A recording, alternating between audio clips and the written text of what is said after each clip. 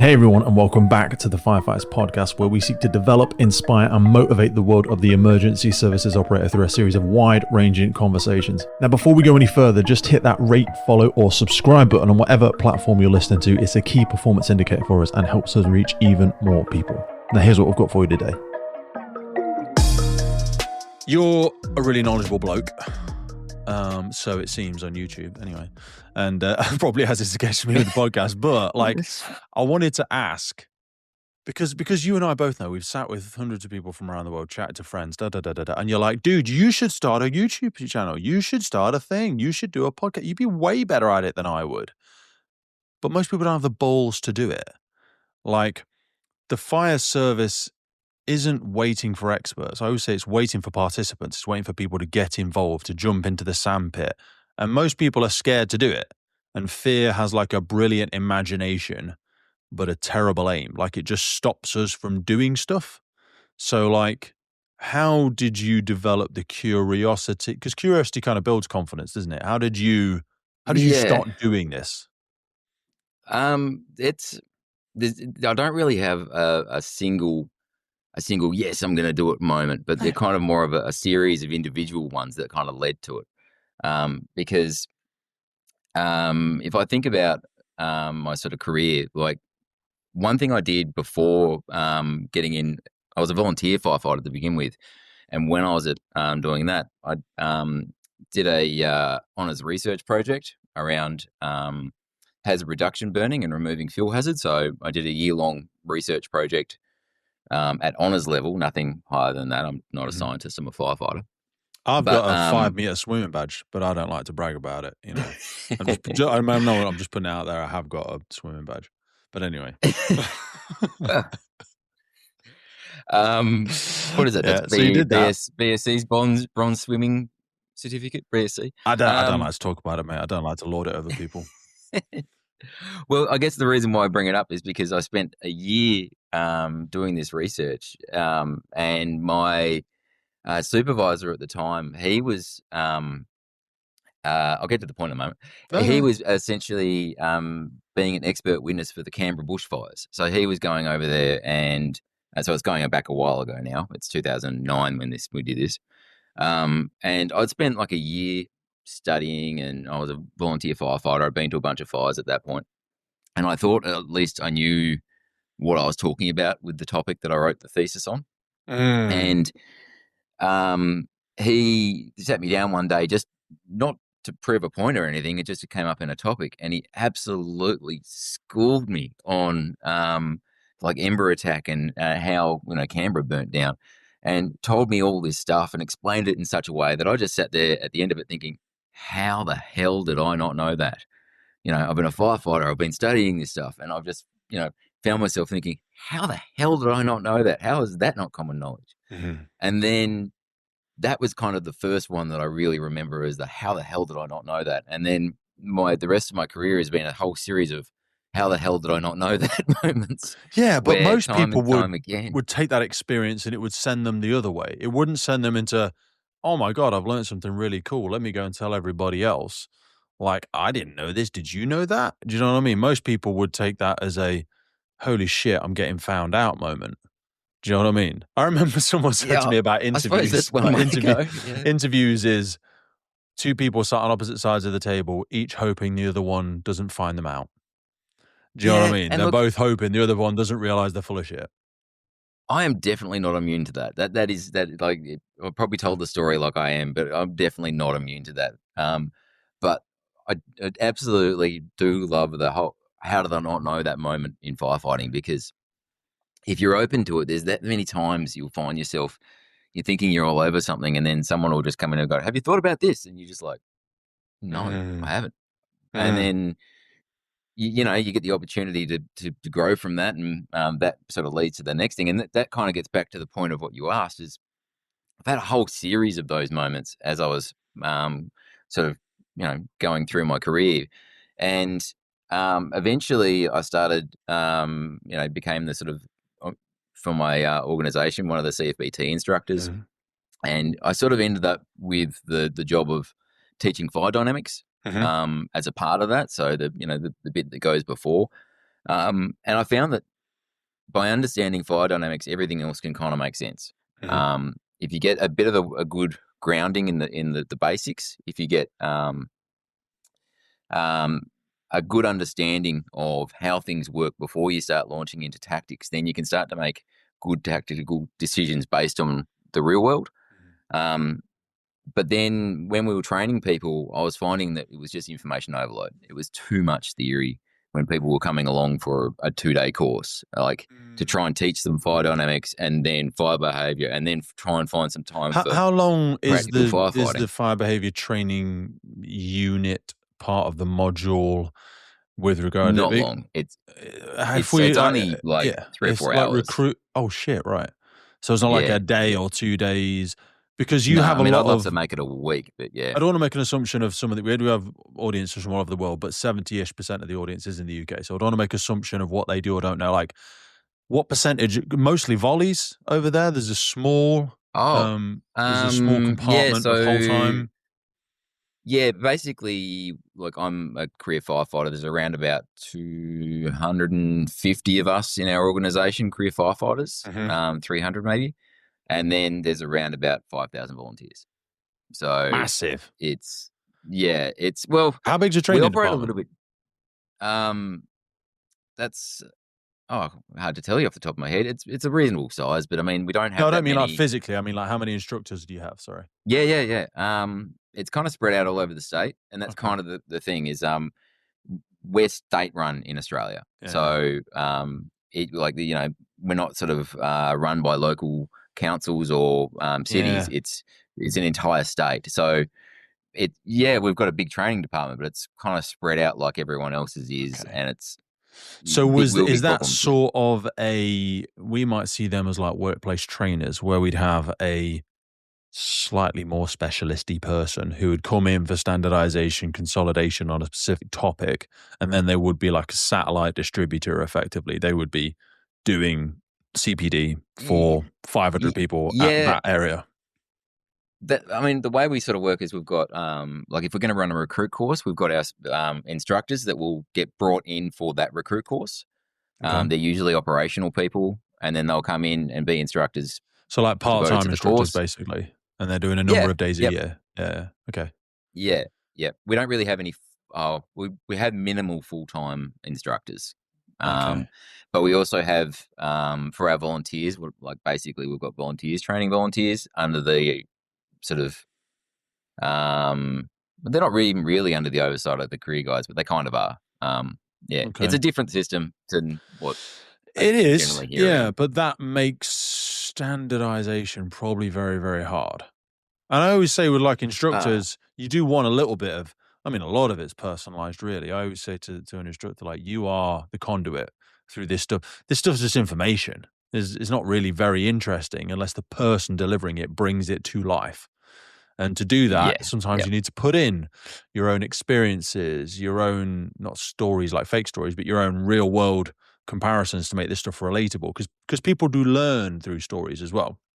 We know we're yeah. I mean, kinesthetic learners. You've got to paint the image for people, haven't you? that's the real trick with all this stuff. With any training, is you don't just tell people facts. You've lost them if you stand up and read a whiteboard or read something off a PowerPoint slide. You Enter need to bring them along to the 90% story. of the Yep. instructors that I've met reading off the presentation. I'm like, the fuck are you doing? And they're like, well, we all need to do it Yeah. the same, Look. otherwise it's not standardized. I'm like, I understand why you're saying that, but I think you're just hiding behind that content. Like, you shouldn't even need to look at the board. Genuine, honestly, that's not me being a dick. Like, you should know it. Oh yeah, 100%. Like I use if I have a PowerPoint presentation, if I'm doing it right, then it's just there to prompt me and bring me back on track. To be Mm. honest, like Minimal words, literally like it's just like, 2 or oh yeah, 3 yep, PowerPoints or an I'm off image. track. Here it is. Yeah, Yep, just an image on a slide, and I'm just going to talk about the thing. image and video. If you can, Mm, hey, watch what happens here. mhm. And yeah, if you can get that, then you're a long way. And I think if you're not passionate about what you're teaching, why the hell would anybody want to listen to you? Like whatever you're Mm, teaching, like if it yeah. doesn't matter what you're teaching, just be passionate about it. Because if you're not, no one's going to care. Like, Mate, I always why would say, they? like, set fire to your enthusiasm and then people will come watch you burn. They just love it. If Yep. you Yeah, might think absolutely. golf is boring as shit, but if you see a 10-minute video about a guy saying about that, and you'd be like, oh my God, I never thought about it that way. Oh Yep. my God, Yeah. like I didn't realize fishing was so intricate and like challenging, or just somebody plastering a wall. You're like, Yep. oh my God. Done right. Oh my You God, find that is yourself where 10 absolutely minutes ago I just watched fascinating. some dude plaster a wall. Yeah. Yeah. Um, But and to close the there's a loop on big the leap. question from Yeah, there's a big leap between that and doing what you do in the public space. yeah. You've jumped a chasm there. Like, how did you do that? So eventually I had enough of those. What I was saying is, how did I not know that moments? Mhm. And then when I realized that we were just going information overload on these courses, I thought, well, how cool would it be if I could put some of these things down into a video that people could watch in their brigades before they come along? And it was only meant to be relatively in-house to start Mhm. with. Like, it was going to be, hey, to the people we were going to train, here's something, send them a month early, and then they can watch it. But then I think it was about 2019, late 2019, early 2020, when everyone started doing everything online. I just went, oh well, here they are. I'd already had about 3 or 4 made. I just kind of opened it up, and people liked it, and I thought, well, all right, we'll keep on going then. So Was I there had a any plan to do 10. pushback from your organization? No, not from my org. The That's great. organization's actually been really good about it. And they have pretty strict social media rules that I've Mhm. been pretty careful to try and stay within at all times. But yeah, as far as our organization goes, they've been really good about it. But then I've also been really careful to, never break the social media rules. I don't talk about the organization. I don't show any badges or any operational incidents from where I work. You'll never see any footage from any incident, just because That's sad though. it is. But I mean, those are the rules, so I'm going to stick to them. But I know. I agree with you because you mm, know we had a chat before we started. I have to abide by the same rules. Blah blah blah. Never declare where yeah, I'm from. But it's quite sad. It's like we're suffocating people and cycling way back to do nothing, and I think we scare more people than we do anything else. Like you shouldn't need permission to contribute to the world, because if you were a builder or a plumber or a architect, you just go and talk about it. You just go, I'm an architect in the UK. The fact you work for Australia's Architect International, whatever. Do you know what I mean? It's largely irrelevant because you're just talking about your knowledge as being an architect and this job that you went on and all that sort of stuff. But I feel like we get wrapped up in a weird GDPR world that we don't fully understand. There's potential for bringing the service or the organization to disrepute if you don't use the right pronouns or the right buzzwords at the right time. And it's like, I feel like we've forgotten what we're doing sometimes. We're not, this is not the CIA. Do you know what I mean? We're not keeping government secrets. I don't work for MI5. No one cares. No one cares. Really, no one cares. Do you know what I mean? Like the people that are interested are geeky fireys. And that's how I came across your you, page. You've got one of the most respected fire behavior channels on YouTube, I believe, out there. It's fantastic. very kind. Absolutely fantastic. It knows where it is. It stays within its lanes, and it's absolute gold. But that doesn't. If that happened in the UK, you wouldn't see many services promoting it, because it's an external thing that could be monetized. And I'm like, Yeah, it doesn't take away from what it is. It's great. It's really great. And it's even authentic. You're like, oh, well, maybe it's something you should do after you retire. I'm like, but it'd be less relevant when Matt's retired because people will go, yeah. what the fuck does Matt know? Do you know what I mean? But like, But he's there doing it it's my now. hobby, so yeah. Yep. I don't know. I just wrestle. Obviously, I wrestle with it on a daily basis. You seem to have got some contentment with it, and the channel has become undeniable. It just stands, on its own 2 feet. Whether you like it or dislike it, or agree with it or disagree with it, you go, it's bloody good, isn't it? Firefighters, police officers, and first responders are now stepping into environments wired with more high voltage than ever before. Everything from electric vehicles to solar panels feeding direct current through compromised structures, overhead power lines, and illicit drugs factories with improvised lethal bypasses. Any single strike in the wrong place in this type of environment can turn things fatal very quickly, and that is exactly why we've partnered with Jafco. You already know who Jafco are. They have been relied upon for decades for sturdy, get-the-job-done equipment, and they are not resting on their laurels. They are evolving to face the challenges first responders are handling today through their insulated tool range. These are purpose-built for the scenarios where contact with hidden electrical hazards isn't just possible, it is increasingly likely. Their insulated tools are engineered for real-world abuse and use, designed to keep firefighters, police officers, and all first responders alive in environments where electrification is outpacing policy, equipment, and training. And you know this. This is the kind of innovation our sector needs and the kind of investment organizations should be stepping up to support if we are serious about protecting first responders from fatal consequences. So a massive thank you to Jafco for backing the podcast and backing the crews on the ground. Go check them out, learn what they're doing, and bring that conversation into your service, because this isn't about the future, it's about right now. But I mean, if you disagree, that's awesome. Like, disagree and bring evidence. Love that. Like, no, they won't bring evidence. They'll just slag you off in the watchroom. Yeah, well, they won't put anything out there. But I mean, how great is it when someone gets in and goes, "Oh, well, I don't think so, and this is why." Like, then that is great, and you do get the other stuff too. But I mean, I'm putting stuff on the internet. I've got to expect that, don't I? So, Why do you think we're so brave in one area and not so much in the other? Because yes, in the job, we try and train hesitation out of people. You've got to be assertive, you've got to have command presence and all that sort of stuff. But it still shows up a lot in our private lives and ambitions. Because, I mean, I know you keep sort of brushing off how easy it was or wasn't for you to just decide to do this. But, putting yourself out there publicly and attaching your name to, I was going to say to opinions, but it's not. A lot of this is physics and science and just it is what it is. But have you had something happen to you at some point in time, which means you don't have any embarrassment? Because not what you're doing is embarrassing, but like I've gone through drug addictions and divorce and lots of failures, disciplinaries, all sorts of stuff. So I'm like, no one cares. It doesn't matter. I don't really care. It's fine. But like, you seem to share a similar, I don't see anything wrong with me putting myself out there. It's fine. I don't care if someone says I've got big ears or whatever. Do you know what I mean? says some horrific thing about me online. I mean, if they're going to do that, that's kind of how it is. I mean, obviously, I'm not seeking that out, but no. in some ways, I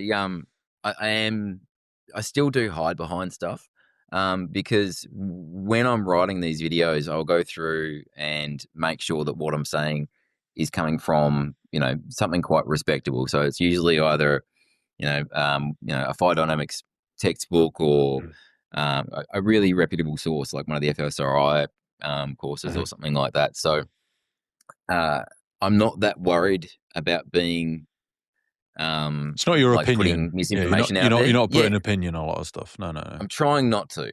I mean, there's always going to be an element of what I put in and what I don't put in that is opinion, and there's still bias there. But it's I'm still hiding behind that a little bit, I suppose, because I'm not just giving straight up, oh, I think this all the time. It's, well, this is here's the evidence for this is how it works and this is why, and it's, you know what I mean? Yeah. I try and walk a similar line all the time, especially when we're doing the debriefs. So when we do debriefs, which I really enjoy, going through loads of paperwork and trying to speak to people and all this sort of stuff. But so often the very nature in which a debrief is written is slightly judgmental to an extent. Yeah. Do you know what I mean? Because we weren't there. No one was there. It was obviously somebody was there, but we're all experts in hindsight, aren't we? Absolute certainty is only available to us in hindsight. And we go, oh, what were they doing? Can't believe they went left when they should have gone right. Where were they? Why were they so far away from the partner? How did they not see it coming? Blah, blah, blah. But but that's so funny with that stuff too. Go on. I just think like there's been times for me where I've been on the Fireground and, I've done something that probably wasn't quite to cut, like, to training. And, you turn around and someone's got a mobile phone pointed at you, and you're like, "Oh, here we go." Like we've all been What does there this where look you're like? like, Yeah. you've done that thing that you're like, "Hope no one saw that," and then you turn around, "Yep, they saw it," and then some Yeah. people, it And ends that up on goes all the way from YouTube and bottom gets to top, quite a million views. whether it's the firefighter getting straight off brand new recruit and they open the wrong locker and go, fucking Yeah, hell, wrong one. Or whether it's yeah, you all the way up and there's a person threatening to jump on the 10th floor and you walk up to the edge just to have a quick recce and all that sort of jazz and someone's filming you and you think, fuck, I just went right near the edge. I'm not even wearing a harness or anything. Like that looks yeah, really bad, but I've got to yeah, have a look. Do you know what I mean? yeah. I've just got to get in, and you haven't necessarily got to look over the edge. But yeah, you do have those moments. And kind of an incident commander, you have to have a few. What's the service that I was speaking to recently where their first OIC, their first officer in charge, you might know this because I feel like it might be somewhere around your side of the world, sticks a BA set on and goes in on their own to have a look. Do you know where that is? Oh, no. No, I don't know what Yeah. that is. I want to do it, but I no. know. I don't know if it's Germany or where it is. Like, if somebody knows, please remind me because it came up in a conversation. But I get that thing where everything just mashes into one now. And I haven't Yeah, seen yeah. this. I No, haven't we, seen it. we Might be don't do that. bullshit. No. Might be bullshit. But Yeah. I'm like, I get it because they're like, well, the senior firefighter should be more experienced in fire behavior and blah blah blah blah blah. They put a set on and they're going to go in similar to the Americans, although the Americans don't go in on their own. They go in ahead of the line. And again, I say Mm, Americans. There's lots of different procedures and yep. adaptations across American departments, but It's a big country. yeah, it's a big country. Um, Yeah. but typically, they will have a non-line crew. They'll have the truckies who will go in, do anti-ventilation, close down compartments. They'll scarry a small extinguishing media, but the point of the Yep. matter is they will go in without a permanently fed firefighting media. And I'm Mm, like, yeah, I think that's a great idea.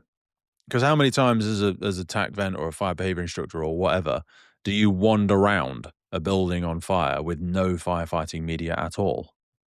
You do it all the time. yep. Yeah. And I get people like, well, that's different, Pete. You just did a quick switch because that's a place you're very familiar with, da da da da da. And I'm like, yeah, I get that.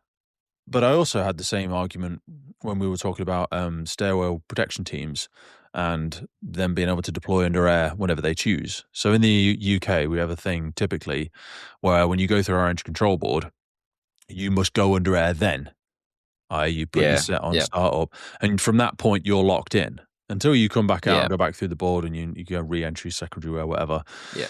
But I'm like, it's just a form of PPE. Sorry, getting down a rabbit hole here, but I'm like, I'm trusting Matt to know when to go under air. And they go, oh, but what if he's in a da da da da? If I said it to my daughter, if I said, here's a helmet, yeah, stick it on when you're standing underneath something you think it might fall, yeah, or just when you get in near that building, stick it on. And he said to a firefighter, when do you think you need to go under air? When I'm in an irrespirable atmosphere. Bang, correct. Yeah. So wearing your Hmm. gas monitor or when you see smoke or whatever, you go, right, we're going to go under air now. But it's a concept where I think we've over-indexed into safety because I think, It's interesting because we do that a pretty similar procedure yeah, where we've got the BA controller where you'll go onto air, they'll write everything down, and away you go. The only thing that um, will depart from is you can go well ahead of that, but as you're going on air, you call back to them and say, "Hey, we're going on air," so that the times can be written time down. But reflects it. Do you use telemetry? yeah, no, no, So that's why you have to call back. yeah, But this is what yeah. I'm saying about ours, mate. I'll put my tally in the board, and you're familiar with telemetry systems? It took me a moment to think about it, but they're basically going live feedback to the Live feedback to board, the giving you. board. Yeah, it's a repeater Yep, system, and some are yep, really advanced, and they can see where you are on the Instagram and all this sort of stuff. But it'll tell you, a bodyguard will tell you air, time to whistle, local temperature, all that sort of jazz, and yeah, it's okay, constantly being updated with the board. So I don't even need to tell you; you can see yep, it. yeah. You'll So go ours is right. manual, so we have Yeah, to call back. But Pete and I Matt mean, are in. They're not using their air yet. They're obviously not under air, and then immediately you'll start seeing it drop. And we can still shout back anyway if we wanted to, But I would love to get more to that point. But anyway, I'm getting but I mean that's the stuff that I think question everything. Like, I don't believe in change for change's sake. No. Question everything to see if it's still relevant. Mhm. Like, what are we doing that's right? What's someone else doing? Is there a better way? Like where I live, being Australia, it's by its very nature, it's an island. So we don't get exposed to fire services outside of Australia very often, unless you actually jump on a plane and go and do it. So it's very easy to sort of end up in a bit of an echo chamber of, we all do it this way. And unless we're actually actively looking and thinking and challenging our thoughts, it's you're not going to see the progress that you could otherwise see. So once again, like, not a believer in change for change's sake. If you're going to do it, make sure what you're going to change to is worthwhile changing to. But also, it's a good thing to challenge what you're doing and ask, hey, is there a better way? Like, at the end of the day, like, we're here to get a good result. Like, is there a better way of getting a result? That's what we need to do. So people can be remarkably defensive about, and also, like, the stuff you do. Fire behavior can be very unforgiving, and learning in itself is a very messy process, isn't it? So how do you balance that need for precision that you've already alluded to, like you say, checking the manuals, checking the documents, with the reality that humans learn by genuinely experimenting imperfectly? You must have had to do a great deal of imperfect experimentation. So, like, I was looking at your hair on my hands a few times. I was going to say, what was the fire whirl or whatever it was? I was looking at the other day. Oh yeah, that thing's fun. Yeah, that's fucking cool. Do you know what I mean? But those imperfect experiments are required, but will often be discouraged, perhaps, I believe, in organizations. How do you balance that? I kind of do all of this stuff separate to the organization. I don't really. There is no discussion there. If I'm doing something, I'm just kind of doing it, but I'm not using any of their resources or anything else to do it. So it is up to me to do it and figure it out. A lot of the stuff, like that firewall, it's literally filmed it a couple of meters away from myself in my concrete driveway. I don't know what my neighbors think of me. They must think I'm nuts, but they don't ask questions, so I just keep doing it. So just, I figure, if I want to make something, I just try and understand all I can about it first, and then just try experimenting until it works. And it's good fun because you learn heaps by doing that. Like, so many failures, eventually you get something right, and then you get it a little bit better, and all of a sudden, hey, I know how to do that. And, You do. Obviously, you have a day job, so you do a lot of stuff still in your organization. And again, we'll tiptoe around this, but you did some high-rise and complex building training packages, didn't you? Yeah. So I've been, because that's harder to do on your own. Yeah, you need big things. I learned a lot in doing that, but yeah, essentially we've been, let's say, improving our training in that area. So I've spent a fair bit of time working on sort of a training package for our org to sort of update what we've been doing, and in that, it's been pretty cool because I spent a lot of time. I looked at a lot of the stuff from the UK and some stuff from the US and a lot from other states in Australia to see what everyone's doing. And you can't just holus bolus take stuff from whoever, because we've got different doctrine and crews and different buildings and culture and all these sorts of things. Like, everything changes your tactics at the end of the day. So kind of took all of those things and made it something that we can still respond with, and it's still in the stage of not quite delivered out. So we'll see how that one goes. Take us live into that sort of project room. What did you find were some of the biggest gaps between what modern high-rise or complex building fires were doing versus what some of that legacy doctrine, or was there any doctrine existent for? Because we have some recognized sort of models in and around the UK, task to resource models, generic orders of trucks and what their tasking might be as and when they arrive. I still think we're not very good at the fire behavior elements of the building, like hidden spreads, that stuff's interesting, and stack effects, and elements like that. Pressurized. I did a little foundations episode recently on pressurized staircases, just because I think people like point at them as like a buzzword bingo and go, oh yeah, and make sure you account for pressurized staircase. I'm like, what does that mean? What does that? You just keep I saying mean, it. What who does even it mean? trains with them?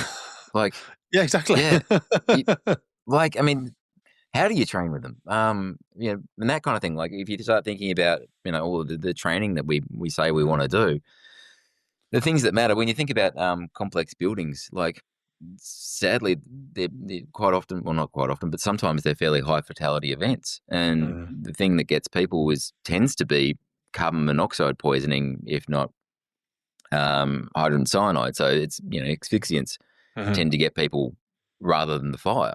And so when you start thinking about that, well, yeah, clearly, like, I'm a big believer in early attack on the fire, early water on the fire is kind of the key for firefighting. But beyond that, like, if you can get early water on the fire, then you really need to start thinking about managing smoke. Because if you've got a lot of people to get out of a building, that's going to take time. That's needs to be managed, and you need to do it while managing smoke. Because if you can't manage the smoke, then you're going to have a big problem. So that was probably my biggest takeaway is, actually thinking about not just the fire, but where's the smoke going and why, and who's in the way of it, and how can we protect them, and what do we do with them if it goes wrong, when it goes wrong. Did you see there was a video that came out recently? I don't know. I think it's been on all platforms, but it was a guy. I don't know if it was Australian or American. I feel like he was Australian, to be honest with you. Ninth floor building, fire. All the front faces of this building on this specific floor. So it was the ninth floor, highest floor, it was the top floor, and all the buildings, all the external glass had failed. Fire had fully ventilated. They'd pulled up outside. They were showing that they'd set up on the floor, on the fire floor itself. So not like 2 floors below, whatever, that we think of a bridgehead in the UK. They'd set up on the fire floor. There was a dry riser, I believe, in the stairwell. Actually, I don't think he said if it was dry or wet. But anyway, there's a riser in the stairwell. And then through that door, past a lift, and you're literally straight at the front door of this fire. Heavy blackening around the edges of the door.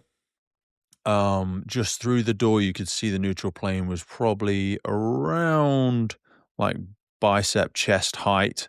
Everything in the room that you first came to, the lounge, hadn't shown any tremendous signs of heat. There were still plants, furniture and all this sort of stuff, largely unaffected by smoke or heat. And they took a direct left. And you could see where they'd then gone into the fire room, and there was, big V pattern towards the door that had all burnt away, and the entire room, it looked like a big open plan lounge kitchen that led to like glass all the way around the edge of it. And anyway, they'd gone, this is a great stop by the team, and I'm not saying they weren't, I'm sure it was, it looked fucking great, like the fact that hadn't spread. They're like, great stop by the team. Heavily involved fire. All the fucking roof had burnt down. Everything in the room was fogged. Like there was a heavy, heavy fire load in this room, and it had all gone. And I was like, I said to my team, because we watched it on the TV, and I said, tell me what's happened here. How has this gone so well? And they were like, oh, obviously got the right line. They're set up on the right floor. And we started just picking it up. I was like, how do you know they're set up on the right floor? I'm like, well, because it was quick to the door. And I said, but yeah, just beyond that door, we've got chest height smoke, fully involved front room. Why? Because you could see the video of the corridor. I'll try and find the link. The video of the corridor, none of that smoke had gone into the lobby area. None of it had gone into the hallway, the area around the rest of the flats. Seriously, I know. You're like, how? It was pressurized behind this door. At chest height, you could see the blackening around the edge of the door, but there's nothing on the ceiling in the corridor. Nothing on the ceiling. There's nothing anywhere else. And I said to them, how has this been achieved? And how is that first room not involved in fire at all? And what I came up with was they'd had the wind to their back, was what I'm basically saying. Now, I'm not saying they had a wind-driven fire that helped them on the floor, but I think everything that was coming round the building was pulling in on the leeward side. That's interesting. Yeah. This episode is brought to you in partnership with Godiva Limited. Godiva is one of the world's leading providers of specialist equipment for emergency services market. Godiva produces a comprehensive range of fire pumps, including vehicle-mounted, portable, and their cutting-edge integrated total water flow control system, SAMFlows. I've been using Godiva my entire career as a reliable pump on the Fireground. It is such a crucial element of a successful firefighting team that you want to empower your crews with the very best, reliable, quality product.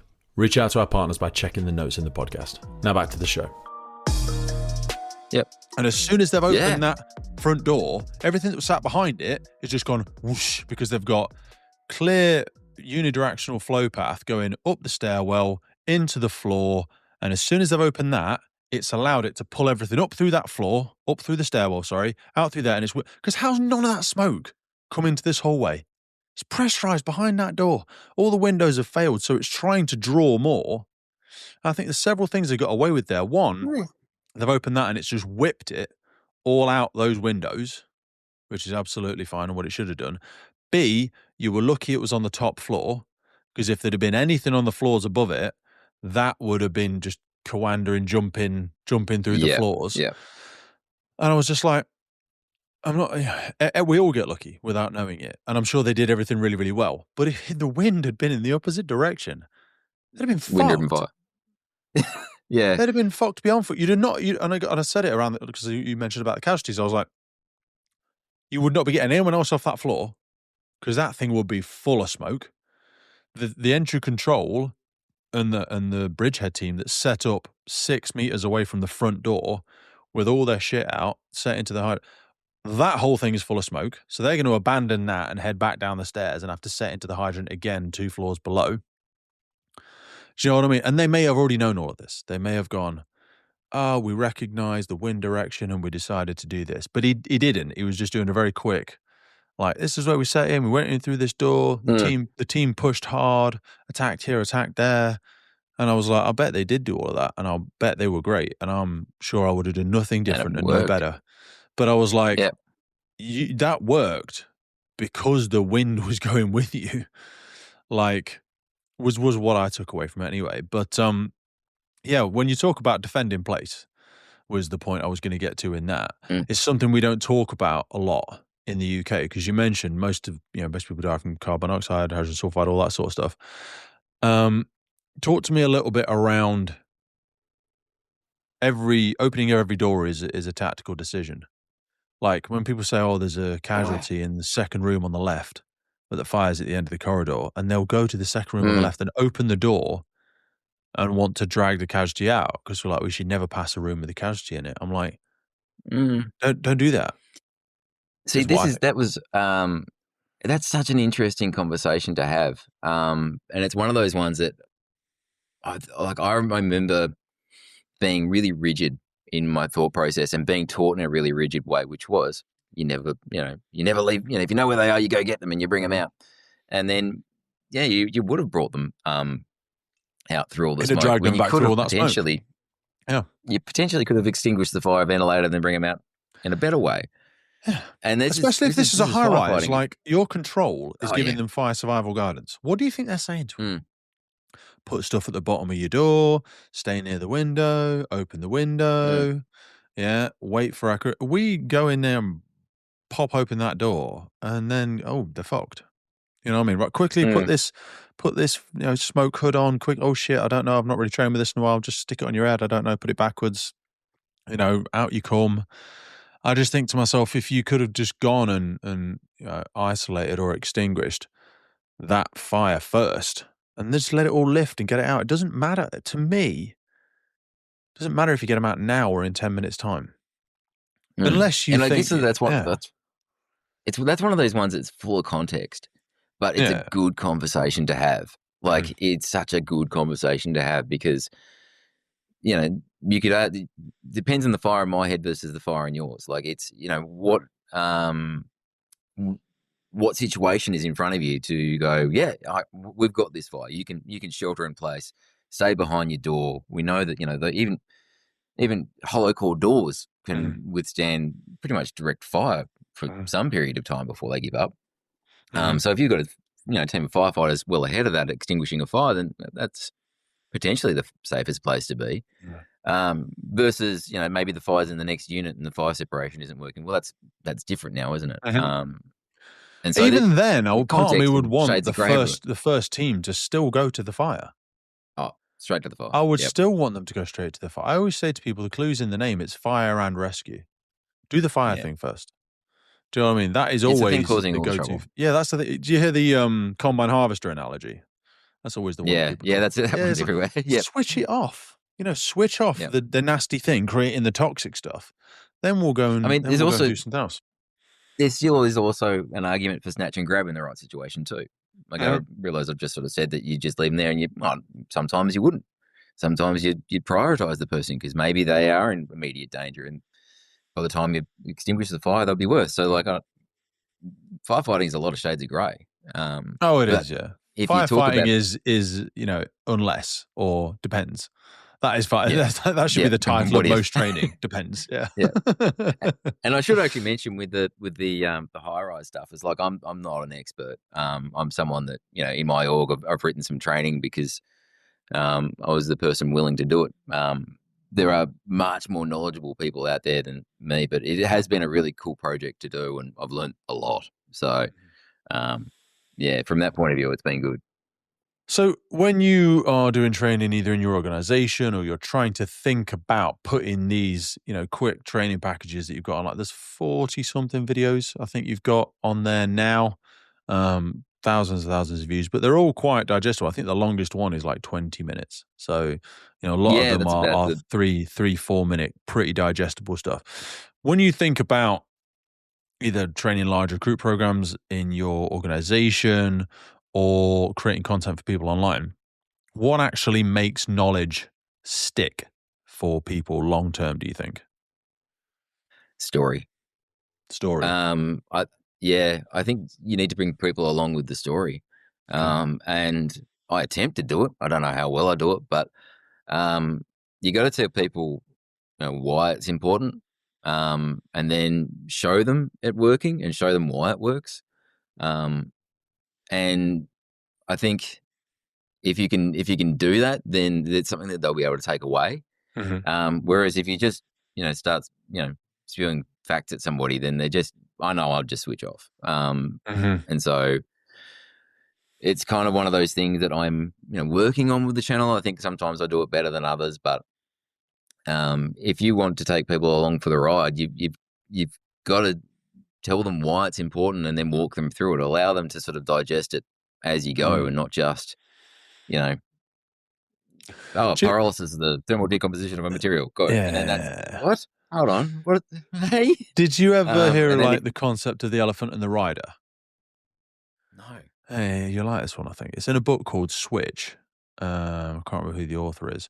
But he says, like, when you're trying to convince somebody of a theory or an idea or your side of the argument, or you're trying to get someone to make a change in their life, eat less, drink less, follow a social movement, whatever it is, you can't beat them over the head with facts. Because the rider is your cognitive brain. It's you, 25 human being, mental cognition, prefrontal cortex, language, decision-making, da-da-da-da-da. That is the rider. And you can beat them over the head with facts. 10,000 people died yesterday because of lung cancer, so that's why I need to stop smoking. You need to convince the elephant, because the rider can beat and whip and snatch, and if it wants the elephant to turn left at the next thing, you need to get the elephant to want to go left. You need to lead the elephant. You can't just tell the rider and the rider just sits up there, not holding onto the reins, just screaming, go left. The elephant's not going to know what the fuck they're doing. It's just not going to work. You need to get the emotion on board. You need to convince the thing to want to do it. And that, for me, is where I see the story. Because if I said, again, 20,000 people starved of bad food or shit water in Ethiopia yesterday, you go, oh yeah, that sucks. Oh, what's for lunch? But if I said, let me tell you the story of Mahati, or some person and we tell you her story, the bovine BSE, mad cow disease in the UK, BSE was bovine spongiform encephalitis, I think it was called. Nobody cared until they told the story of a certain cow, and they told us, Sally the cow. Do you know what I mean? Yeah. That's how That's how all charity organizations work. They tell you the story of little Timmy that, hasn't got enough money and has to go and do this. Or they're the stories that change Yeah. lives. Do you know what I mean? This person didn't close their doors at night and the fire spread and her 2 young children were stuck down one end of the corridor and she couldn't get to them. And now she lives in total agony because her children died in the fire and she thought they'd already got out and blah, blah, blah, blah, blah. Do you know what I mean? We don't care about stats, really. That's not what's going to move No, our behavior, is it? no, and I think you mentioned it before with like, we hear all these things of, don't eat this and don't do that, exercise, drink water, get plenty of sleep, all these things that we know we should do. But you think about the endless list of the things out there, and guarantee none of us manage to do all of the things we all should do. Like that's just how it is. And that's exactly what you're talking about, is sometimes it falls on deaf ears. And the way to get to people is exactly what you're talking about. I think you hit the nail on the head, is if you can give the why, if you can give the story, get people to come along with you, then they'll care, at least for a little while. And that's the trick of it. And I don't know if I do that well, but I'm like, it's something that I'm working on and would like to do. I think you do it really, really well, because I think you touch So, on enough like things that are relevant to the person's life where they can take it from the real life past the conceptual into the physics and relate it. Like people understand gravity because they've seen things fall, or they've fallen off something before. They've jumped on a trampoline. They've done whatever. Do you know what I mean? But you need to be able to take them from where they are to where you want them to be. There's no point starting at 0.5 and trying to take them to 17. If you said, well, you know how pressure in a bottle of lemonade increases as you do this and do whatever, and they're like, no, start with water is wet. Take me from step one. Like you just started at, well, you know when the head of pressure at the top of a dam and the bottom of a dam are actually the same, even though as the head of pressure in a pipe would go up 0. No, so I don't, we'll have to talk Pascals. No one they don't know what it is. You need to start with water is wet and then walk them through that cognitive process, don't you? Because you ultimately need them. You don't want people having to remember stuff. Someone said this to me a little while ago, and it really, really hit me. I'm like, you didn't remember how to tie your shoelaces this morning or drive. You just knew it. Yep. Do you know what I mean? Don't try and remember stuff. You need to know it.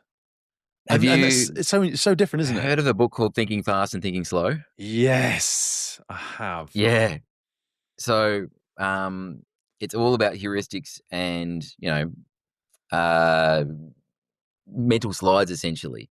And this is something that I think is so important to firefighting, because it's there's the things we know. We can understand theory, we can understand tactics, but you unless you're willing to put the reps in, unless you're willing to go out there and do the training, and train regularly and train a lot, there's no way you're going to develop that sort of that muscle memory for these things. And that's that thing. It's like, I don't think about tying my shoe because I've done it so many times. I just know how to do it. And I don't get it wrong because I don't even know how to do it wrong at this point. A similar thing with firefighting. Unless you go out and train in a realistic way, and replicate what you're going to need to do for the real world, then you've got no chance. And that sounds probably quite funny from someone with a YouTube channel, because it's the exact opposite of what the point of the YouTube channel is. Because you can't do good training with a YouTube channel. You just can't. But you can cover that theory stuff, and try and get that bit out of the way so you can create more time for the physical training when get out of the classroom and get into the drill yard. Like that's important, and that's where the skills get developed. So that element around mental slides, that I'm trying to drag my brain back into the books. It's been a few years since I read it. So it talks about system 1 and system 2, doesn't he? So yes. Yep. Yeah. The system one is our fast thinking. It's the automatic, Yeah. emotional, instinctive, snap judgments, spotting patterns, things like that, reacting to danger. And that's where a lot of the stuff as firefighters we're going to be, and it's all that really fast reaction stuff, and but it's also relies heavily on your polluted previous with experience. biases.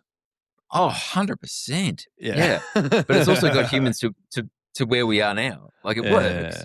It's not perfect, though. So when they talk about black swan events, have you seen that? I don't know if that's actually in that book, but like a black swan event is, have you ever seen a black swan? You know what a swan is? Yep. You seen one in real life? I'm doubting myself now, but I think so. Yep. I don't think you have. I haven't. No, most people haven't. It's probably a ghost that I'm thinking about. Yeah, because all the pictures we see are of white swans. And also, there are black swans, but they're remarkably rare. I don't know what the pigmentation problem that a black swan has. But most people have never seen a black swan until the revelation of the book of that title. But like black swan events.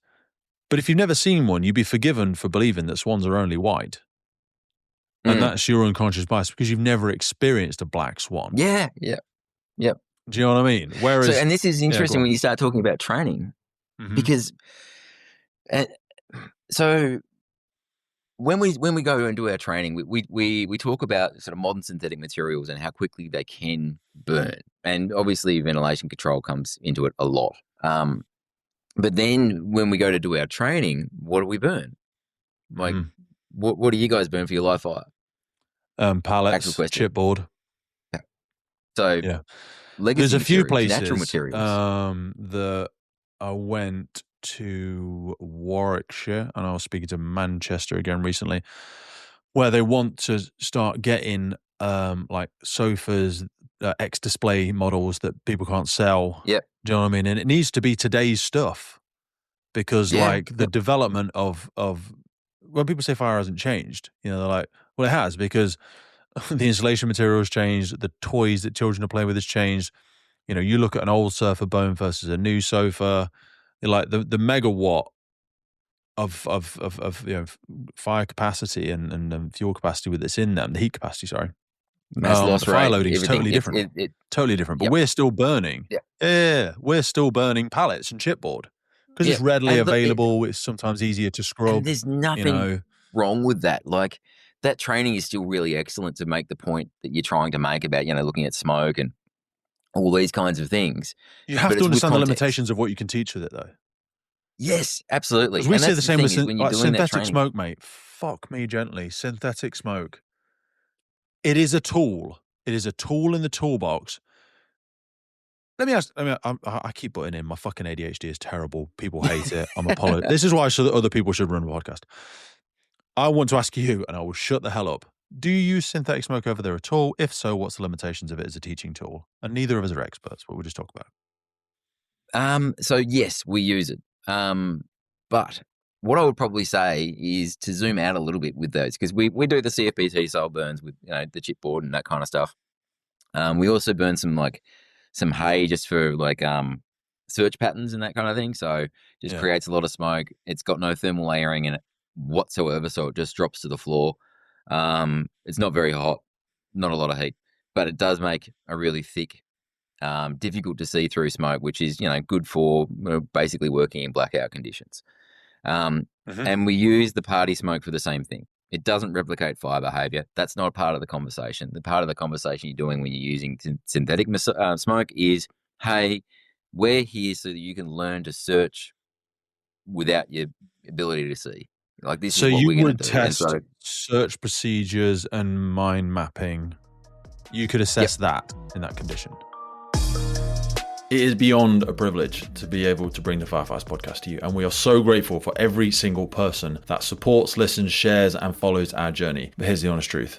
It takes a colossal amount of time and work to keep the podcast going. And to help us keep doing it, create more, reach more guests internationally, and make the podcast sustainable, we're asking for you to help. And to do this, we've set up a Patreon page. Now, by joining this, you'll not only support the future of the podcast, but also gain access to exclusive benefits. Now, if you've ever wanted to meet a member of the podcast, buy us a beer, buy us a coffee, and you think anything you've ever listened to on the podcast has been worth £3, that's basically what we're asking you for. By joining our Patreon community, you will get access to every single full episode archive we have ever made. Now, hundreds and hundreds of key documents that we've got in there on fire behaviour, firefighter health, cancer risks, instant debriefs, and so much more. So if you feel like you want to join the Patreon crew and help us make this possible, head to patreon.com/TFFPC or check the link in any episode podcast notes.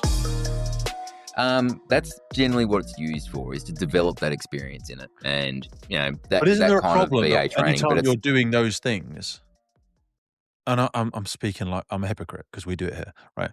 But like when you're teaching those things or when you're assessing those things, I say, right, we're gonna go through search patterns, direct, indirect, compartmental, following a flow path might be one of your search patterns as well.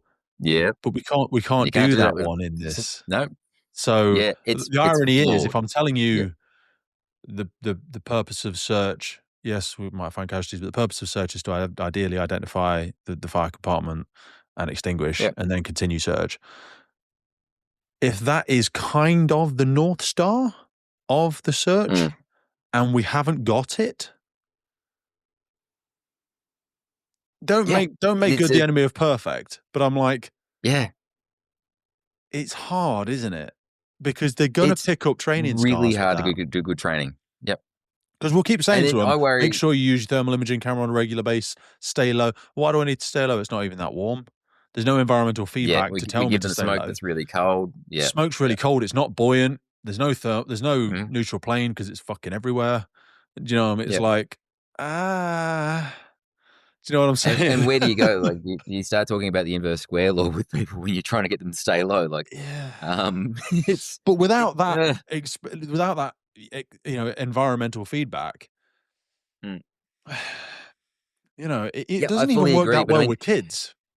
You we'd be playing with your daughter on her kitchen set that's all made of plastic. I can't tell her not to touch the kettle on the practice.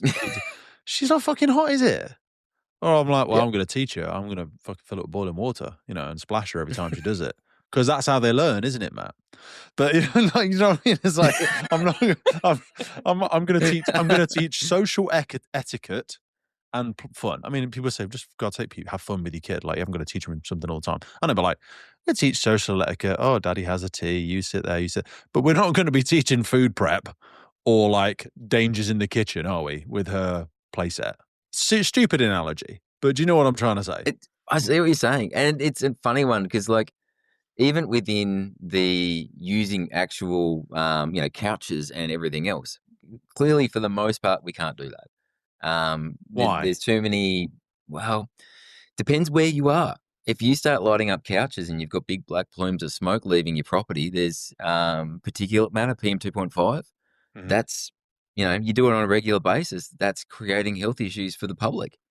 Having firefighters that aren't trained to respond adequately, competently, big brackets, quote, speech marks, personal opinion stuffed in it everywhere, is also a hazard to the public, though. Like, there's no solutions, only trade-off. There's no, you know what I'm saying? Like, choose your suck. Who would you want to suck? It's such a hard thing because, like, I know you give me the option saying, hey, Matt, you're allowed to do this. I would be lighting them up every other day. Like, that's how you get good training. But, you do have those issues. But then how do you get those mental slides? If we're training people to read legacy materials, if we're training them to read synthetic smoke, if we're training them to read, timber or pallets or whatever else, then those aren't fires that develop in the same way. They don't reach ventilation control in the same way. So where do your mental slides come from? And at the same point, I've been a fire instructor for a long time. I know the practicality of trying to do that stuff. It's really hard to run good training and then use anything other than timber. Just because of, timber does develop slower, so you get more rotations with people. You get more time to talk about it. Lower heat release rates, because we actually don't want our participants to be too hot. No. Like, they stop thinking about the training and start worrying about being hot. So it was, I don't know if it's Shan Rafael or somebody, they always used to say, warm to inform. Don't burn to learn. not burn to learn. Yeah, because you just every time I school goes, do you see what we did in there? Do you see something? They're like, no, I'm just trying to fucking stay out of the way. To be honest, I didn't remember any of it.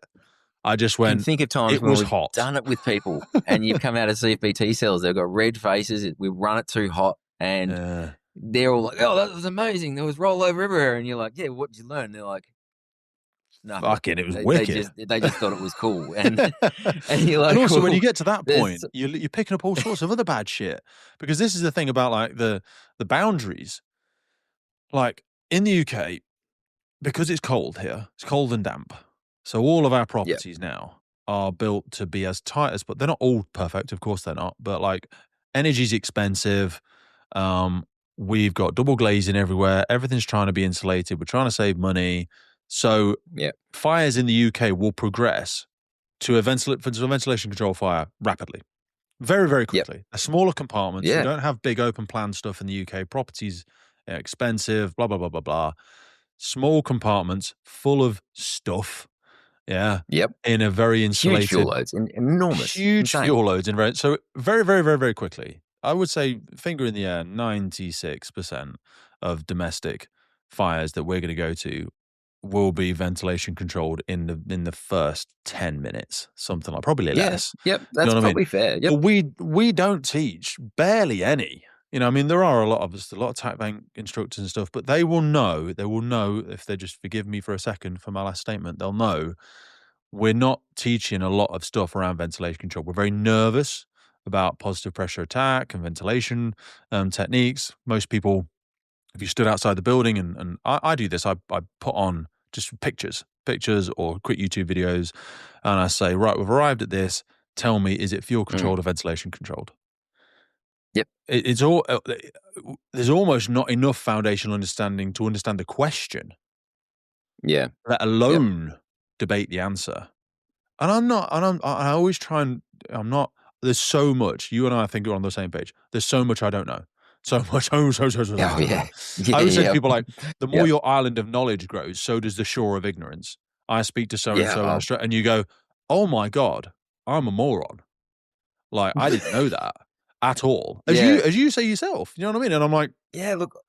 But until you get to that point, it's the unknown unknowns. Like you ever do the personal development stuff, or your Hari's window, where you have the known knowns, the unknown knowns, like the things unknown knowns. Yeah, and there's the unknown unknowns. There's things you just don't even know. You don't know. You don't know. Yep. It's that is unconscious incompetence. You don't know. You don't know. You don't know. Do you know what I mean? Yep. Because those things are nowhere near it. But we train in. We took demo boxes and made them into attack boxes, and then started running drills in them. I think that was a big mistake. And I get it was a financial limitation or whatever it was. But most people that have been into, so we have members of the public listening, so a big metal container shipping container. Big metal container. We go in there and we put like a half elevated platform on the end.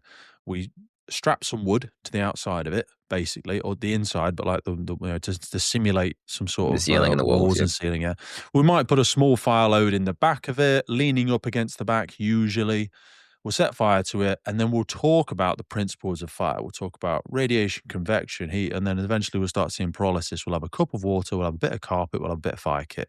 General setup. Yep. We'll all get in. We'll sit down either side of it. We'll have a massive door that's half open at the back. Everyone knows what a shipping container looks like. Sometimes we'll have what's called a baffle. So we try and drop it down so we can create a simulated layer that we would talk about where we'll see the heat accumulate and the smoke, and then it will start to drop, and we'll have this neutral plane and we can talk about it, we can see it and all this sort of jazz. That was for a demonstration of, and it's a great tool for demonstrating the principles of incipient fire growth, flashover, carbon monoxide, 609 degrees. I think it still stands angels. As some of the best stuff we've got. So absolutely. It's however, it doesn't map over to a domestic property, certainly not in the UK. And I don't think there's many countries where people live in metal containers.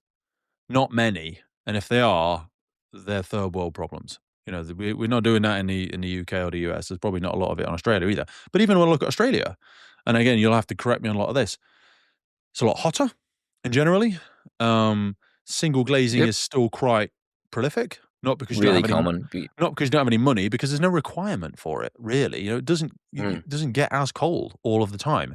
You're less concerned about central heating control and bleeding heat from the building. You have a lot more wooden construction. So the fire growth in yours would, I mean, there'll still be ventilation controlled early on, but I would argue, please push back, because obviously I know nothing about Australia. I'm coming over soon for the IFIW in February. I would imagine it's not as much of a threat. It's still a threat, but I feel like it's something we need to be aware of quicker than you should be concerned about. Would you push back? For us, it's, I mean, we to clarify, we actually are moving towards double glazing and heavy insulated buildings at this point. That's the new building codes, at least at my end of the country. But we've been doing that for 40 years. It's fairly still not, you know. I wouldn't say it's new, but it's new enough that most of our housing stock is still single glaze and not very well insulated. So, you know, for a very, very long time, that's the fire we're dealing with.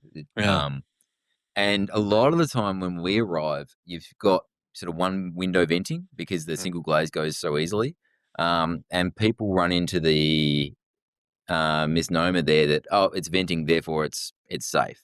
Because they think that it's not ventilation controlled anymore, and actually it is. A flashed over fire is a ventilation controlled fire. It just so happens that it happens to be venting, which means the heat release rate inside the fire is higher, which means more fuel is being pyrolyzed, which means that it can stay within that ventilation controlled state, where if you give it more air, it burns harder. That's a bit of a misconception that happens, but that's more often the sort of fires that we'll see is they'll get going and sort of on arrival, quite often a window is popped or is about to. That's pretty common for us, which brings up things like transitional attack. And that I was going to say, but, would it suggest that we're walking into more bidirectional flow paths than you are, though? Yeah, by the sound of it, yeah. I think we definitely But I mean, even still, when you open the front door, it doesn't necessarily go unidirectional. It still gets bidirectional. Yeah, if the vent is not sufficient for the inlet and for the fire growth, then it's still going to be pushing into other compartments in the building. It's pushing into the roof. You know, you can see whether it's sufficient enough, usually sometimes by the velocity that it's coming out or not coming out at. And obviously the clear indicator usually is if you open the door and you're getting stuff pouring out the door, it's underventilated. Would be the clear giveaway for me. But anyway, just to come back to the demo boxes for a second. We have sometimes a bit of a reservation about water application because of the argument of, you know, 1 liter of water becomes 1,700 liters of steam or whatever the calculation is, something like that, isn't it? And we go, you're going to poach everybody in this, that, and the other, which in a really hot steel box, when you put water on the boundary, of course you will see that a lot more because that's what steel does. Yeah. But brick and insulation, everything like that, is going to take significantly longer to go from a passive to an active. And you can boundary cool without immediately causing that vaporization. And there's more to that discussion. At least I think there's more to that discussion than often gets said, because people aren't thinking about the contraction of the smoke. Like, if the steam's going to expand, water is one of the best of substances on the face of the planet at absorbing energy. It's amazing, especially with latent heat exchange. Beautiful heat thief. For people listening, essentially when it goes from being a liquid to steam, it requires a stupid amount of energy for it to do that. Yeah. Smoke's not doing that when you're cooling it down. It's not going through a latent heat exchange. It's particulates. So what you're actually doing is by turning your water into steam, your steam's going to expand by 1,700, but then you also, because you're going through a latent heat exchange and all that energy is being absorbed, your smoke is going to contract an enormous amount as well. So done well, and I know there's a whole, what stream type are you using? Are you using smooth or whatever? I used to have a horse in that race until I realized that was stupid, and what really matters is whatever you're going to do, be good at it. Be practiced at it. Make sure you know how to do it well. And I'm not calling one or the other stupid, by the way. I just thought it would be I think there are depends. For me. Again, everything is. But we did the smoke cooling experiments with the NIPV I went over to do them with Ricardo Weaver and his team this year. Maybe this year, maybe last year. And they're coming out very soon. And we went through the straight stream versus a Bohm method versus gas cooling versus the arc method and all of that sort of jazz. And they both have their place. But like gas cooling has to be quite long pulsing. It has to be very, very, very, very frequent because, you know. And then what do we do in the cells? Yeah.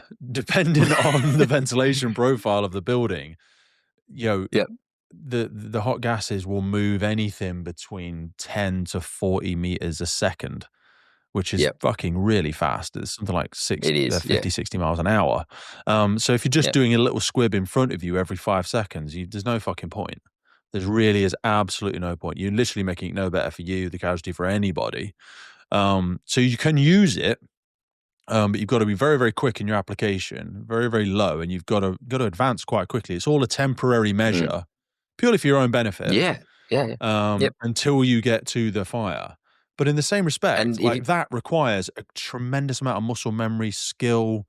Visibility is always very low. The sort of capacity for getting that wrong is very large, even for anybody, even for all instructors. Yeah, it's a difficult thing to do. Yeah, it's very hard. No. And especially when you talk about the cells we run a cell and we get them to do like a half-second pulse or a second pulse.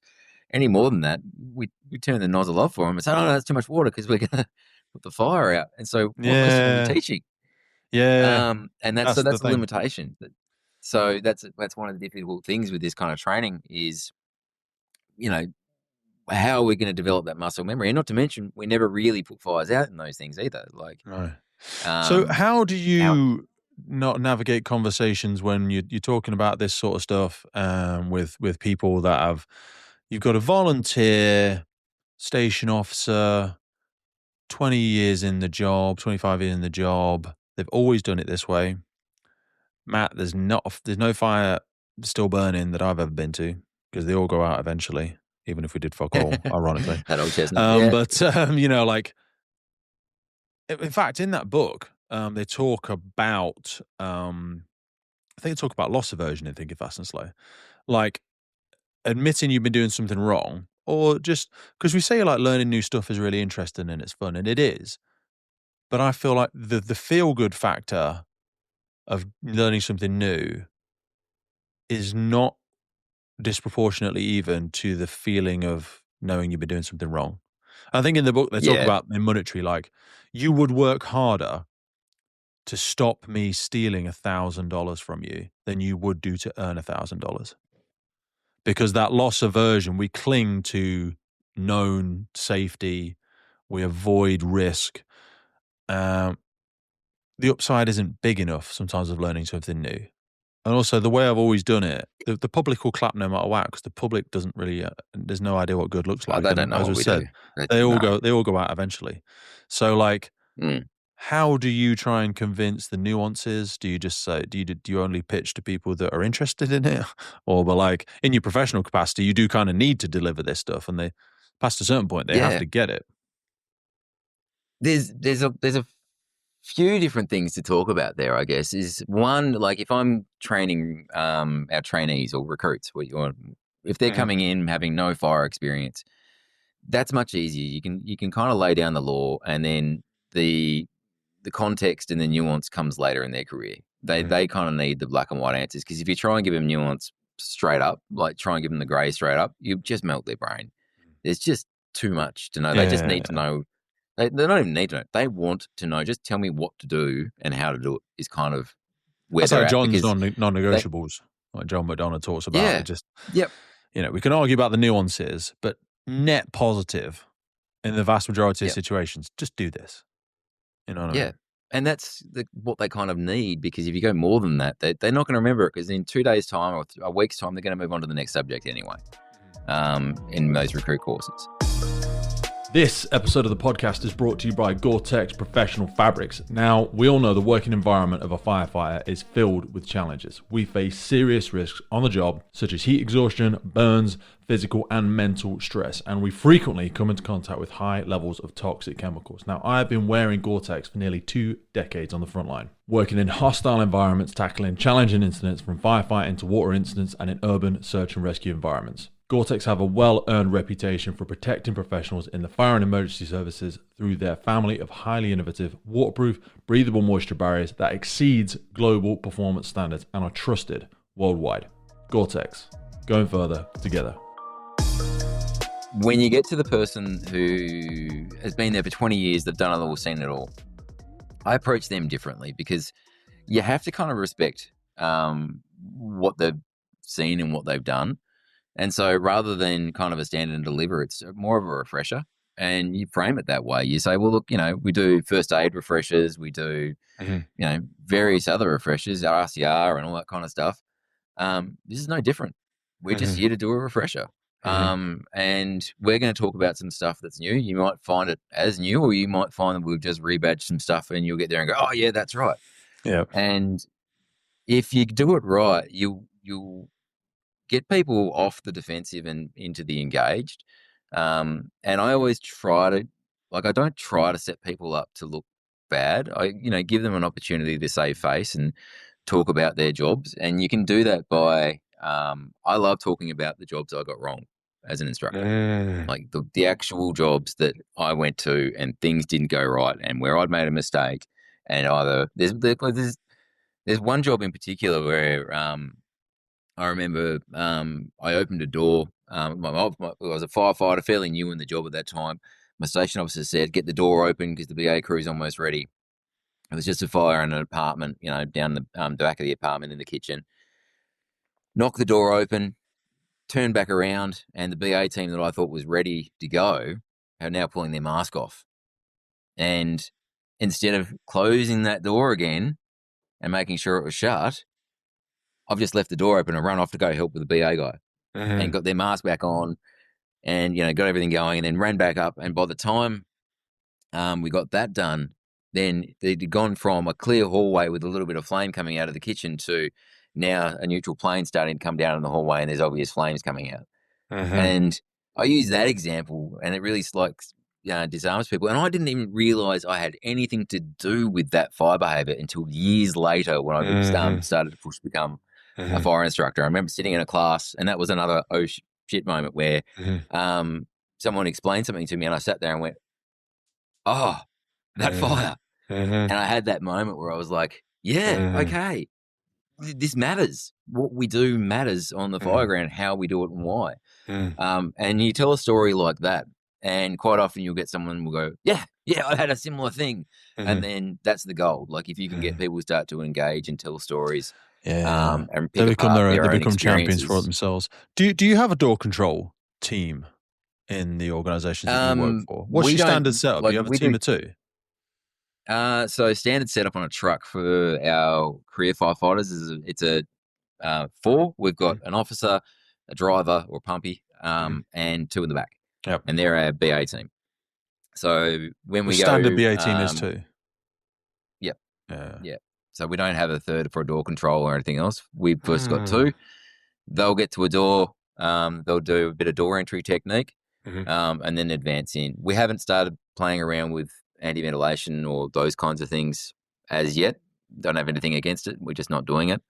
But essentially we use most of the time a Cleveland roll at the door to help feed itself in.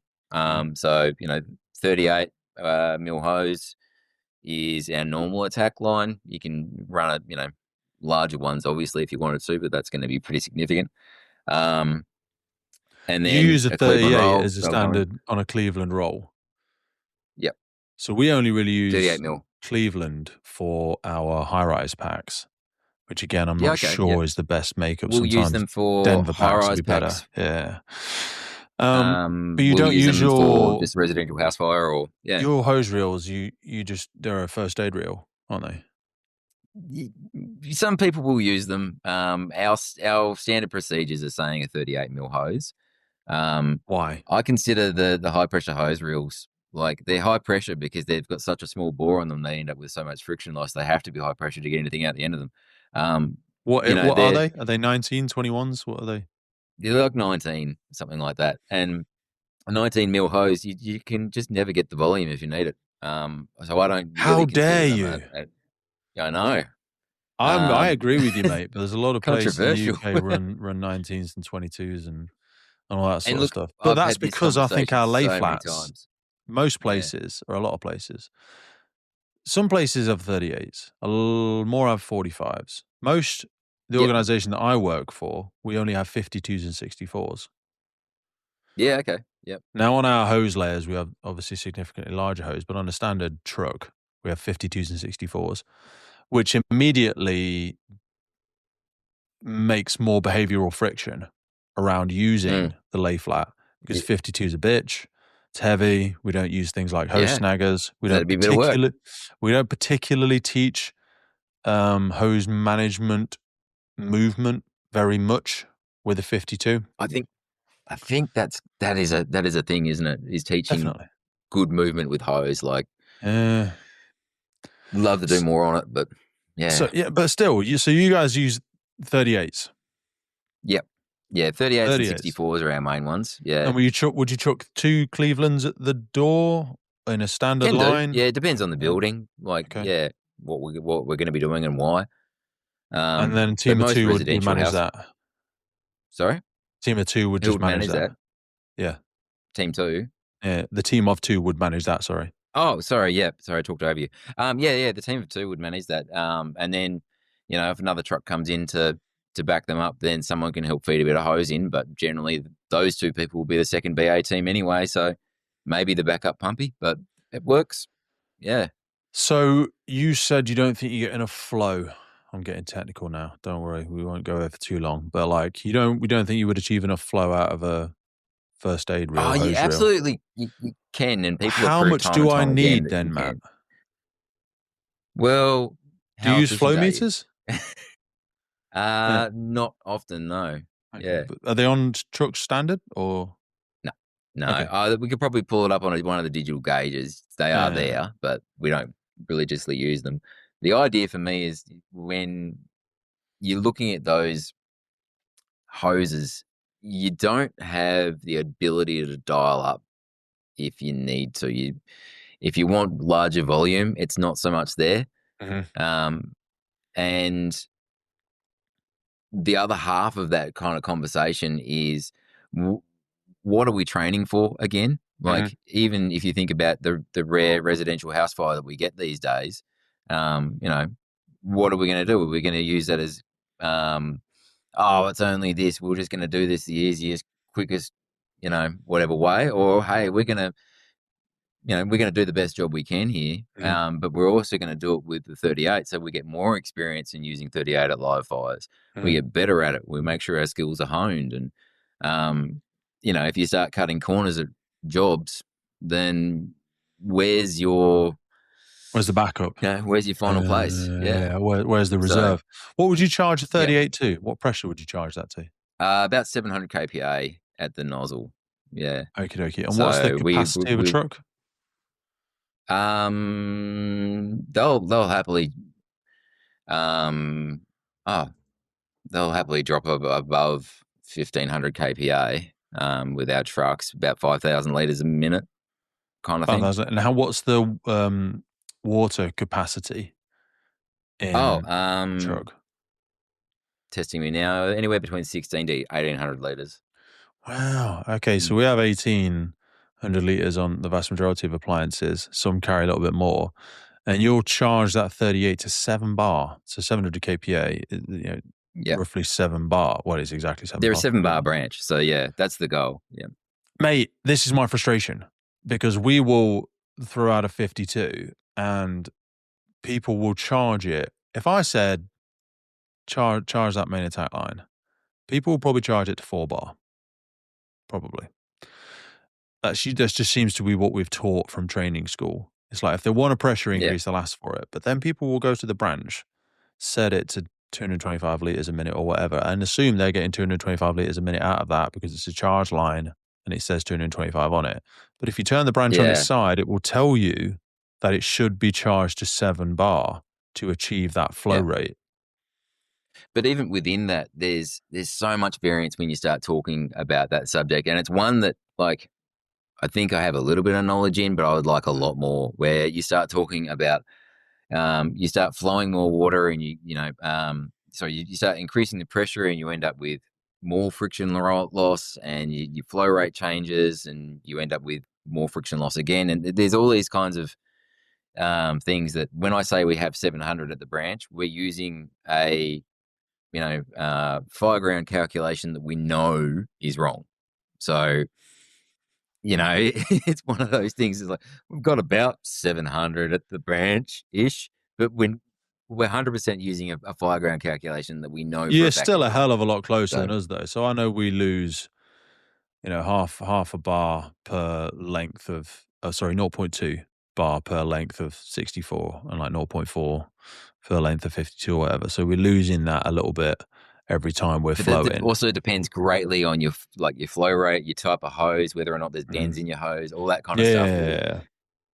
Yeah, it's not as set as there's a loads of entry loss and suction loss resistance along the line and all that sort of stuff. But we're still way off because, again, most people will only be charging it to 4 or 5, if that. But you can get 5 bar branches too. Like there's stuff out there for, Yeah, we have high flow, low pressure branches that we use for our high rise, specifically for those packs, so that we can achieve a flow rate, which is based much more solidly on flow rates and an efficient water for extinguishment. If like in a compartment fire of X megawatts, we know we're going to need at least this, and it's based on like a lot of Paul Grimwood's work over in the UK. By average, sort of the area of the building times 5, or area of the compartment of fire. Sorry, but yeah, I think there is still. I think there's still loads of the foundational elements there that we need to have the humility to lean back into, to kind of wrestle with, if you will. It was really funny for me because it was not that long ago, probably, I don't know, 5, 6, maybe 7 years ago, that I finally cottoned onto the fact that our Fireground calculation was wrong. And to me, it was just one of those moments where I was just like, in my head, I've been taught it, I believed it, and it was one of those things where I'd never really questioned it. And then I finally came across something in someone else's why would you question training. the Bible? You just think I'm surrounded by so many more intelligent people than me. Like, they've got so much experience. Like, how did you overcome the belief? I always say, like, if anybody declares themselves to be an expert, just fucking run in the opposite direction. Like, so I always say I'm a subject matter enthusiast. Do you know what I mean? Because we're all students. Yeah, just with different levels of experience. Like, there are no adults, there are no grown-ups, there are no experts. We're all at a different stage of that learning journey. But when you're right at the beginning, or even just in the few years in, you're literally never going to catch up linearly from a time perspective with someone that's done 20 years, because every year more you do, every year more they do. Do you know what I mean? They're always going to be 10 years ahead of you. But that doesn't really account for, experiential learning, because you can shrink that time horizon through where you work, the training that you do, the things you experience and who you're exposed outside of it. Yeah, who you're exposed to. What's that saying? Show me your closest 5 friends and I'll show you your future. Like, you think that is it. The value of the people you place yourself around. It is that absolute value of association, as they talk about. And you think about the people you're on shift with. Like, if you're on shift with a motivated crew to get into the gym and do a bit of extra study and whatever else, the time flies. And like to not do those things feels weird. But then if you get with another crew that aren't as motivated, then it's harder to do those things. And so, when it comes to talking about, all the things you've been taught, if no one around you is questioning, well, you're not going to question. Because you just don't have that culture, and might even, you might even be worried that you're going to get smacked over the head for questioning. Like, stop asking questions, just do as we say. Hopefully you haven't got that culture, but we know it's out there. Definitely. 1,000%. So I wanted to drag you back to the channel for a second, and I wanted to tease with a couple of just like calibrated questions on a few of the episodes. We spoke about smoke earlier. I think it was episode 28. Smoke is getting worse. Yeah. Could you give me the 4-minute elevator pitch of why you thought that was necessary to put out as an isolated bit of training? It's sometimes a little bit hard why I've decided what I'm going to do next, but usually it's just either I've had a conversation or it's potentially the previous videos that are leading towards these things. Like, in a way, the 40-odd videos, it kind of starts at the first one and tells the story all the way through to 40. And it may not seem that because every now and again I'll just chuck a random one in. Yeah. But it's kind of, if I want to talk about C, well, I have to go through B first. If I'm at A and I want to talk about C, I've got to go through B first. So here's the video on B, so I can finally talk about the thing I want to talk about. Yeah, starting with what is fire. Perfect. That was like the first ever episode to put out. Yeah, and then the first 10 were like really carefully thought out for that exact purpose. Is like actually like walk you through it, and then I've kind of gone a big rogue with some of the others. But when you're talking about smoke, I've done a fair bit of work around like smoke and its effects, not only for people in buildings, but on firefighters and on the general public for training facilities and bushfires and structure fires and all that kind of stuff. And when I say I've done work, I've just read what other people have done. And in that, I've sort of keep on coming across this thing where it's a much bigger hazard than we're giving it credit for some of the effects that it can have. And you have a look at things like the Sydney bushfire, the New South Wales bushfires a few years ago. They call it the Black Summer Fires.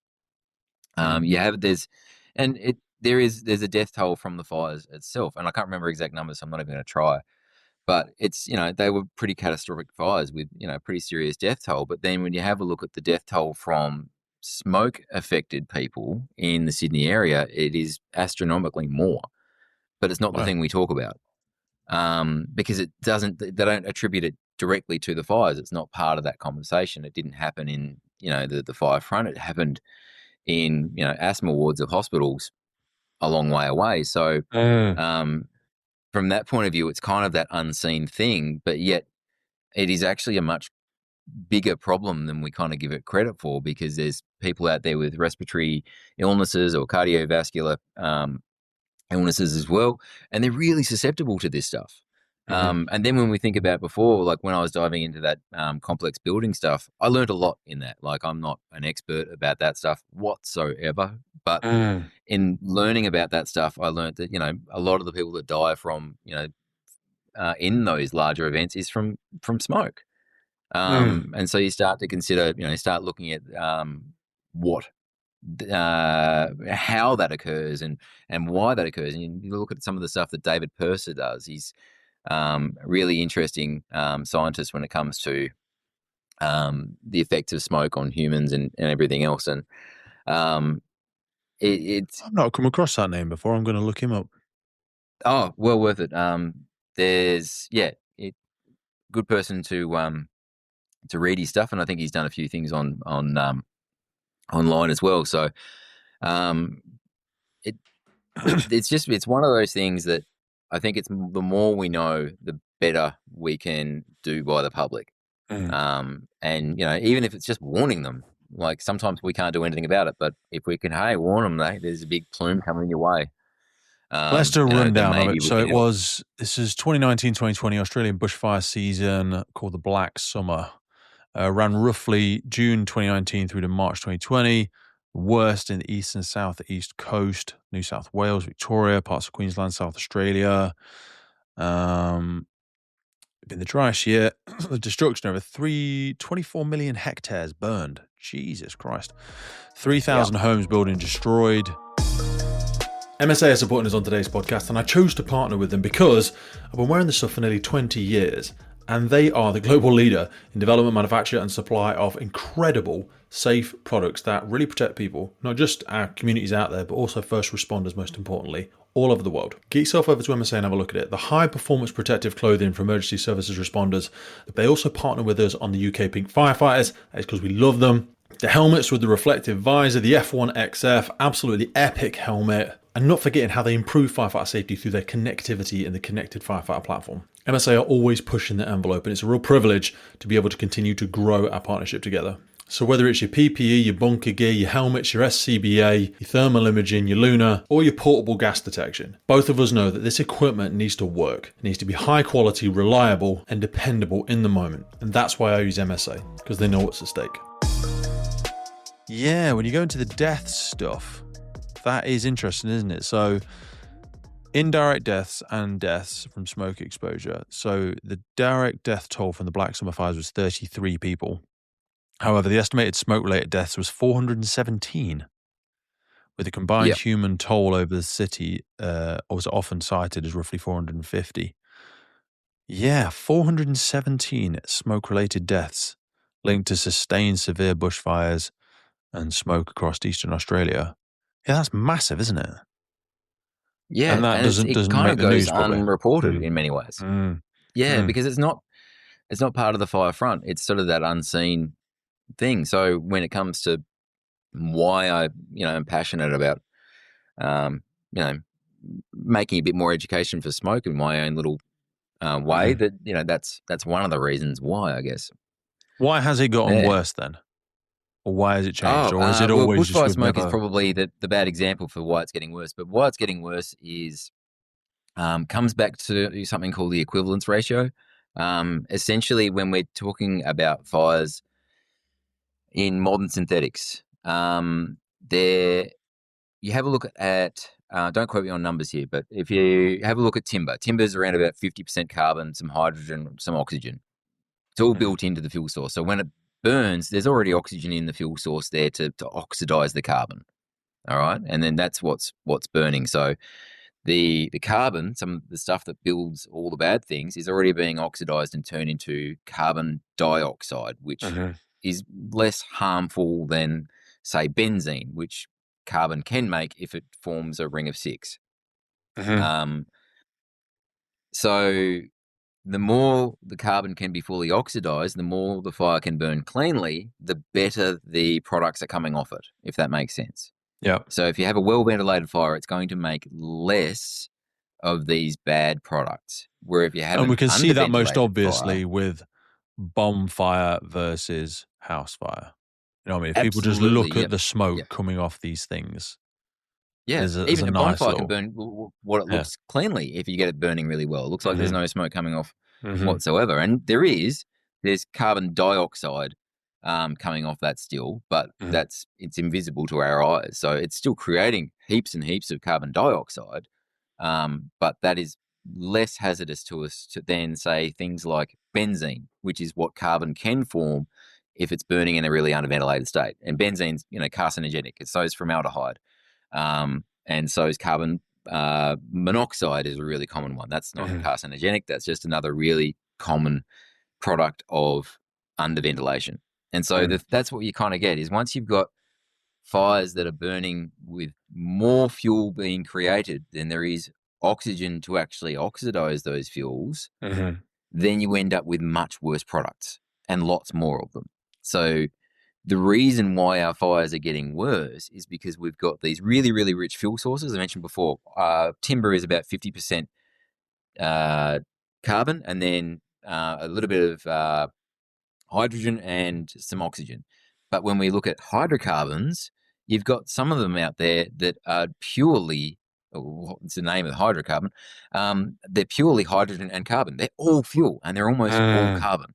And the thing with them is they're also a lower thermal inertia a lot of the time, which means that they require less heat to raise their temperature than timber does. So they raise their temperature much faster. They will pyrolyze faster when exposed to the same amount of heat, which means that they start to burn much easier than the older legacy style materials. Is this making sense?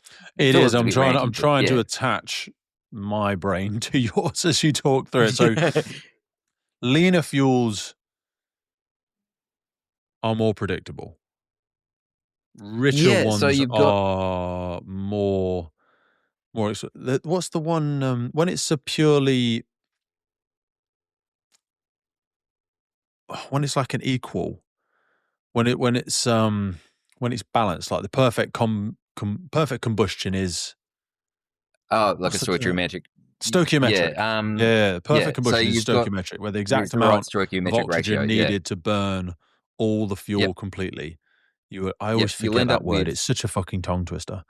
But yeah, it's less than that, you've got a lean mixture, meaning more oxygen than fuel. Flames flames are more stable, they'd be cleaner, and a lower level of unburned products of combustion, absolutely, yep. like a bonfire. And then once you Some get bonfires. past that point, Mhm. but then once you get past that point and you end up with less oxygen than there is fuel, You've got a rich then you end mixture up with more fuel than oxygen. You end up with a rich mixture, and then That's you in end the up danger with zone.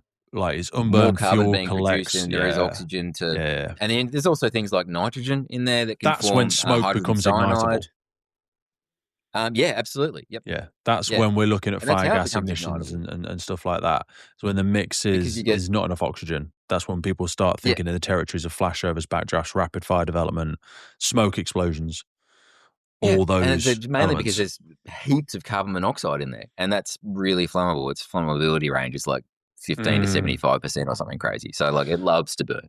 Which again, when I Smoke's drag it back to stupidly flammable. the UK, selfishly, we're getting a lot of that because we've got all of these high fire load products in our buildings.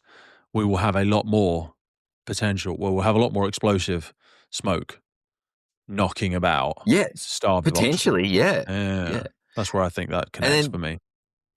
That's the tricky thing as well, because when you look at smoke, you can look at really bright white, sort of clean looking smoke, and it can be flammable because pyrolysis can present that way. And you can look at really dark, nasty looking smoke, and it can be flammable. Or you could look at both of them and they might not be. Mm-hmm. Like it's just really, really difficult to be able to look at smoke and say if it's in its flammability range or not, because it varies depending on the combustion process and all kinds of other factors. So if you don't know which one's flammable and you can't tell, what do you assume all smoke about, is? So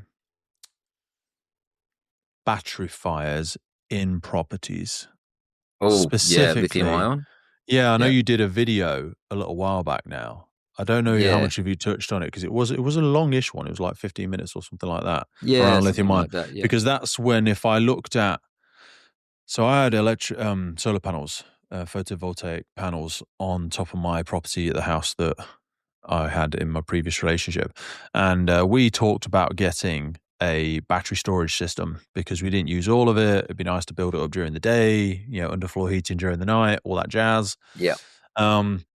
The secondhand market for batteries was still very expensive, weren't sure on the life cycle of them, if the juice was worth the squeeze, so we didn't end up getting them. But now that EVs and, there's lithium ion batteries, there's probably 20 in this bloody room that I'm sat in here. It's probably similar for you. So surrounded by them right now.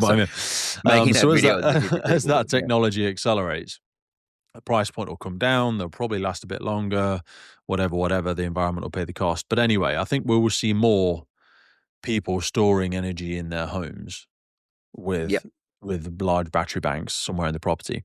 And if one of those went into thermal runaway and started kicking out a lot of white smoke into a property, there's a high fire load somewhere, something's pissing out like a jet engine, but you can't really see it.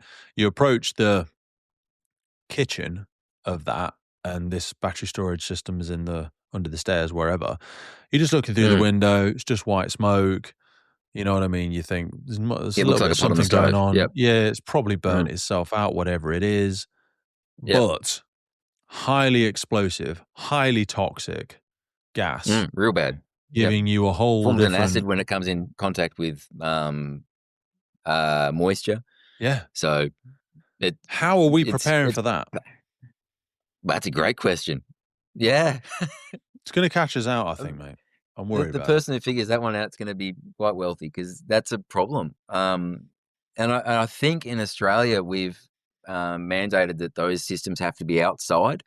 But I don't think that's been done in many places. So I think we're a bit lucky that that's been done. But Guidance and then procedure and legislation just lags so far behind industry. that's You know what so I mean? far, especially with this industry. It's being able to keep up with something that is evolving as quickly as it is just an impossible task. But it's a really interesting conversation, lithium ion, because that people sort of go, well, what if it goes into thermal runaway and starts a fire? And I'm less worried about it going into thermal runaway and starting a fire, because by the time a fire crew arrives, it's probably burnt out and it's back to being a relatively normal house fire. What I'm more worried about is what happens when it's a passive fuel source. So when you send people in, there's a scooter there, and the scooter goes into thermal runaway because of the fire that the firefighters have just entered into to extinguish. And all of a sudden they've got an extra 1.5 megawatts and all the toxic smoke to deal with right in front of them. Like, what happens then? That's the one that concerns me more, is the idea of these things as passive fuel sources. And when you talk about entire battery banks in homes for, solar systems, then that's bigger again. So yeah, it's a problem. And I think education is probably the best thing we've got on our side at this point, is educating our people about the issue and, educating be them, but aware. the education at the minute, I think, only goes so far as sort of scaring people, to be honest. I'm not sure we're telling them and what to do when. And we don't have the No. liberty of getting places and going, well, I suppose we do if the risk is too high. We go, it's not worth it. We're just not going to do anything. Or we're going to do something. We're going to be defensive. We're going to, just throw stuff in from the outside. But at some point, like a regular drill that I run with people on my station now is cars in thermal runaway and operating, extrication under breathing apparatus, and seeing how many things they still do or don't do, because they get trenched into that. Well, I'm gonna chock the wheels and this, that, and that. I'm like, okay, that's absolutely fine. But at any point during this drill, you have to imagine, and I'll take some photos as we go through, not to embarrass anybody, but just to go, at any point during this drill, the photo is taken where there is a smoke explosion. And everyone gets engulfed in flame. Now, luckily, you're wearing your fire kit and your BA and you're absolutely fine. But the person sat in the driver's seat died immediately. You know what I mean? As they were engulfed by flame. So you have to ask yourself, with all of these safe systems of work and, steps of, RTC, scene assessment, stabilization, glass management, trim removal, Okay, which of those are still essential at this point in time? Because when they start talking about glass management, and they're like, oh, well, we're going to get the bag and we're going to do a control break. We're going to put some, tape on the outside of the window. I'm like, what for? What do you mean what for, Peter? Me a dick. But I think because that that's falls what I was into the trained same to do. category. Our AMBOs work closely with us at these jobs, and I'm sure that's the same everywhere else. And they will kind of run call the shots when it comes to the patient for us. So that you've got 20 minutes to get them out, or they're coming out now. And in some ways, I think that still applies for that situation where we know that, oh, okay, you're going to give me 20 minutes, you're going to give me 40 minutes. We're going to do primary, secondary stabilization. We're going to manage the glass. We're going to peek and peel. We're going to do all these things, and we're going to get them out with nice spinal alignment. Okay, we've got the 45 minutes to do that. That's great. Well, the AMBO says they're crashing. I need them out right now. Oh, everything goes out the window and we get them out right now. And, okay, well, maybe we haven't managed spinal alignment. Maybe, now we've got issues with whatever else, cuts and bruises, anything else. They're still alive, though. Yeah. And that's kind of the conversation to have there, I think, is, once again, dynamic risk assessment. What are we actually looking at? And are we going to be rigid to the rules, or are we going to act according to the situation that's given to us? And that's firefighting, isn't it? Like, if you just break that glass and it shatters all over the person, well, what is it? You know, it's compact glass that's going to break into a load of little pieces. Oh, but it might go in their cuts. Who cares? Mm. Who cares? Yep. The versus at any point now they could be, you know, in a little ball of flame. Do you know what I mean? Or as Yep. soon as you've broken that glass, all of this toxic, irrespirable smoke is now flooding into the front of that car. So they're going to be unconscious in 2 breaths. And then you're really like, oh shit. Do you know what I mean? So you need Yeah. to be having all of that, and it's going to be imperfect. It's going to be imperfect. It's Oh. going to be a bit messy. But I mean, by thinking about it beforehand and doing sessions like you've just talked about, who do you think's better off? Someone that's never thought about it and then suddenly has that job, Yeah. or You shouldn't be somebody that's learning thought to about it dance and after gone, the music starts. yeah, You know what I and mean? that's it. And so You should have done you this know, already. And people, when they say things like, "Oh, well, just drag them out the window," all right, I'll get in the car and let's practice. I'm 18 stone. You try and Yep. drag me out that window. The 2 of you, yeah. Mm. One of you, with respect, is 5'10", weighs about 10 stone. And there's nothing wrong with that person being a firefighter. Everybody can be a firefighter. But we're going to need to adapt for this, because you are definitely not going to be getting me out of that window. Guarantee it. I could give you half an hour, and you're So really still going to plan struggle. for it, And talk that's what I'm about it, saying. See what I figure it mean? out. Yeah, Because, you know, fires is one of the ones where it doesn't matter too much what you do. Like we've said, they'll go out eventually. Now, if you want to do it quickly, you want to limit spread, you want a savable life, you want to keep it to the compartment of origin, you want to keep it to the fire floor, you know, then you have to start getting tactical and looking for the percentage Yeah. gains and the marginal improvements. And there is a and that big, stuff does matter. big spectrum. It does matter. Like, Yeah. But they'll still go out people kind of eventually. lose sight of that stuff. Whereas with Yeah, extrication, the casualty is genuinely never going to get themselves out. I mean, if they're perfectly able to, they will. But the fact they can't get out means that we're going to have to keep doing this. And you've the public can torn kind of tell with that the stuff outer too. skin. Oh yeah, when it's going Mm. badly and you're working on the same lock for ages and you've sheared the outside and it's you're like, the oh, door's for ripping fuck's rather sake, than this has cutting, gone and you just- badly. Yeah. Oh, for God's Yeah. sake. You know what I mean? It's Yeah. clear you've got something. Even someone that knows nothing about it will go, Yeah. "Oh, they fucked that up." Yeah. I don't remember But it shouldn't taking that long. in structural firefighting, you don't really get the public having a We can an be a lot opinion. more romantic and nuanced. And If we look this busy, is then what it's if. gone well. Yeah, they worked really hard. And obviously, Yeah, they did look heaps at of stuff. Wow. like, movement, all over the Yeah. gaff. There's loads of movement. Mm. You know what I'm saying? But were we running it's kind of around only in us figure eights? that can really gain an idea about that. But then even then, you end up in this armchair expert world where you've got no context looking at it after the event, and that's you know we know what that is. So yeah. Digital learning. Take me back to digital learning for a minute. Do you think this is going to become more of a formal part of firefighter education worldwide as our fear of particulates, as our services get less funding and money, as fire safety gets more, the funding for fire services get less instructors, da da da da da. You know what I mean? Because It's an interesting one. And despite the fact that I've got a YouTube channel, I don't really have a strong advocacy for online learning, because I'm such a believer in actually being there in person when it comes to training. And if you'll notice with all the videos, I never talk about tactics. You can watch all of them, and I don't talk about tactics at all in them, and that's deliberate. I'd like to talk about tactics, but it's based on so much stuff, and I'm not in the room to answer questions or clarify things. And so, fire dynamics I can talk about because I can kind of prove it.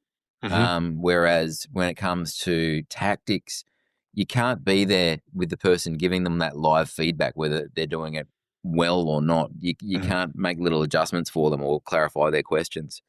You're not getting that actual physical practice in, developing those muscle memory skills. So do I think that digital learning is going to take over? Gee, I hope not. Do I think it's got its place? Yeah, Mhm. I think it's got its place. If done, done well and done in an engaging way. If you make me click through a heap of text and then do a little theory assessment at the end, I will not remember it. I'll do the assessment, put the answers in, it'll be out of my brain and gone. But if you get something that's engaging, then that I'll probably remember that. And that's kind of the trick in how you're going to use it. Do you think we So have I enough think it has its humility to place. make it engaging enough? Because you do have to kind of get over yourself. The engaging thing is the human bit, isn't it? Usually, I think. Yeah, absolutely. And you got to show mistakes. Mm. And even down to mistakes like just little ums and little ticks and whatever else. If you completely sanitize whatever your training material is to the point where you've got a perfectly lit person just doing all the right things and never making a mistake, it's too sanitary because humans aren't that way. Mate, and you can't relate to that. And of course, I would romantically say this, but I feel like podcasting is the perfect version of that for me because it is. I think it's the purest sense of social media because I would probably agree. clips, tiny little clips, 30-second, heavily edited on social media, text that you've curated to fit inside the exact characters and get everything in, and you've thrown it through ChatGPT. No one's like that. That's not human. The more and more we've been doing the podcast, the less and less we edit it. Do you know what I mean? To the point now that all I've got written down, I used to have written down, like, have I sworn? You know what I mean? And we'd have little timestamps for that. But now I don't even care about that. Not because I think it's appropriate all the time, and don't just use it to be inappropriate or to like catastrophize about things or slag people off or anything like that. But it is a natural way that most of us in the fire sector speak. Like every now and again, there'll be the odd swear word in there, and that's absolutely fine. It's used within context and it wasn't directed at any particular person, all that sort of stuff. But even like the pauses, the ticks, the ums, the big gaps that I've had in my thought process that hasn't been able to catch up or find you where you are in describing some of the complex stuff that you've gone through today, that's natural. It's natural. Yeah. No one cares. No one cares. It's honest. It's people. I mean? It actually engages people more. Yeah, absolutely. Because they can relate to it. And I actually like my early videos were. You can see if you go back and look at them, you can see how incredibly awkward I was. Just like I just stare down the barrel of the camera, just like trying to say this stuff. Yeah, it didn't come naturally to me. Everybody, myself, I can't even listen to the old stuff. It's terrible. I had to go back and review one at one point. I'm like, oh, that's awful. No, fuck that. I wouldn't go and listen back to my old stuff. Sound like a radio DJ. It's horrible. I needed to for someone else, but it was it was awkward. But I mean, it's one of those things where over time I've done the same thing. Is I edit less, I leave more mistakes in. Because before I was really worried about it. I thought that's not professional. I'm like, no, people actually prefer it if it feels a little bit more real. 1,000%. And it's less editing for me, so that's a win. I want to be respectful of your time, but I want to end in a glorified way by painting you into a bit of a corner. Like, what do you think? Spoke about EVs and a few other things there, but finger on the pulse. What do you think is some of the biggest emerging risks that we, as the fire sector, still aren't talking about? And take that question however you want. I'm not talking like future risks or emerging risks, because emerging risks might be, sometimes I say we need to remember more than we need to learn, because sometimes we're so busy looking forward that we've forgotten some stuff. So like, take that question however you feel it's most appropriate. I think there's a lot of stuff that you could talk about here, but for me, like if I stick with the themes of what I've already started with, is it's getting back to actually physically training. Like the more we move into, AI supported videos and everything else like that, it's going to be harder and harder to see what's real on the internet. The more we push to online training, the more tempting it's going to be to, we'll just replace this bit of practical training with this bit of online, and we'll just do a bit of this and do that and remove the hose management stuff. Everybody knows that. We've all done that before. Bit by bit, bite by bite, we run the risk of degrading the training. And, this analogy has been around for a while, but I still really believe it. When you talk about, you play a sport, and let's just say, every Sunday you play a match and it's just a social league. Well, what do you do to play that sport? well, you train on Tuesday and Thursday nights, and if you miss training, you don't play. And we do that just to play a social game of sport. What do we do to fight fires? You know, when was the last time you did really good live fire quality training? And you know, it's an interesting analogy when you talk about something with really low consequence versus something that potentially has really high consequence, and then the value of training we put to it. And so that's kind of in my head. And I don't think it's alarm bells. I don't think there's too many people really pushing to try and degrade training. I think people mostly have good intent. I don't think they're doing it consciously. I think it creeps in as a symptom of efficiency. And also and the it's, fear of overload. easier.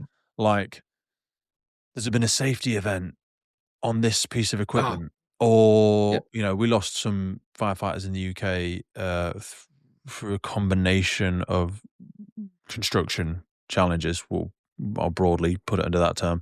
Like, there was things to do with constructions that perhaps weren't seen, identified quickly enough as the emerging risk happened.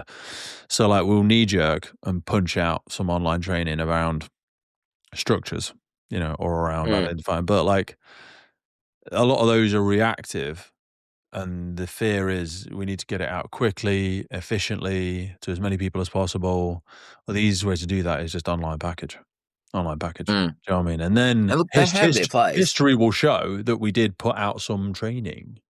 And look, they have their place, I think. But it's used correctly, like any tool. Like, you know, don't use everything as a hammer. There's the right tool for the right time.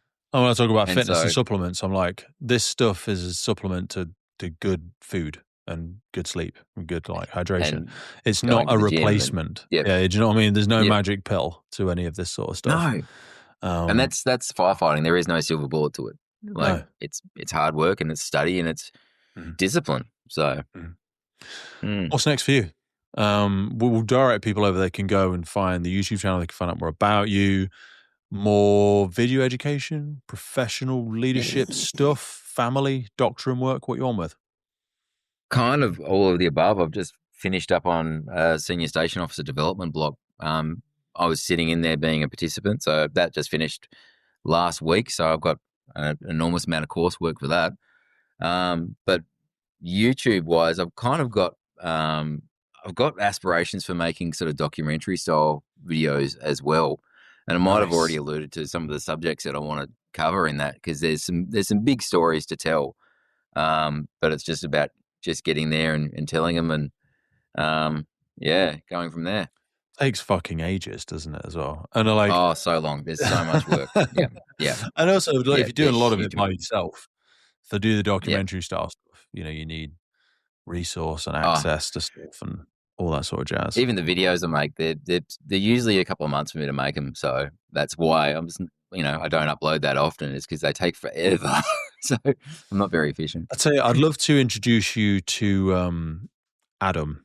Adam runs Drillbook for us. We have a little app called Drillbook. I'll send you a link to it. It's totally free. I don't really know much about apps. Adam's the big brains behind doing it and all that sort of stuff. But I'll bet there's a way in there that we can promote your channel. Not to like pull anything off it and reuse it, but directing people out to it. Because I always say to people, like, rising tide raises all the ships. I love that. So there's no point to reinvent the wheel. Do you know what I mean? We're not in competition with each other. And when people talk about stuff like what you've done, there's no competition. Absolutely.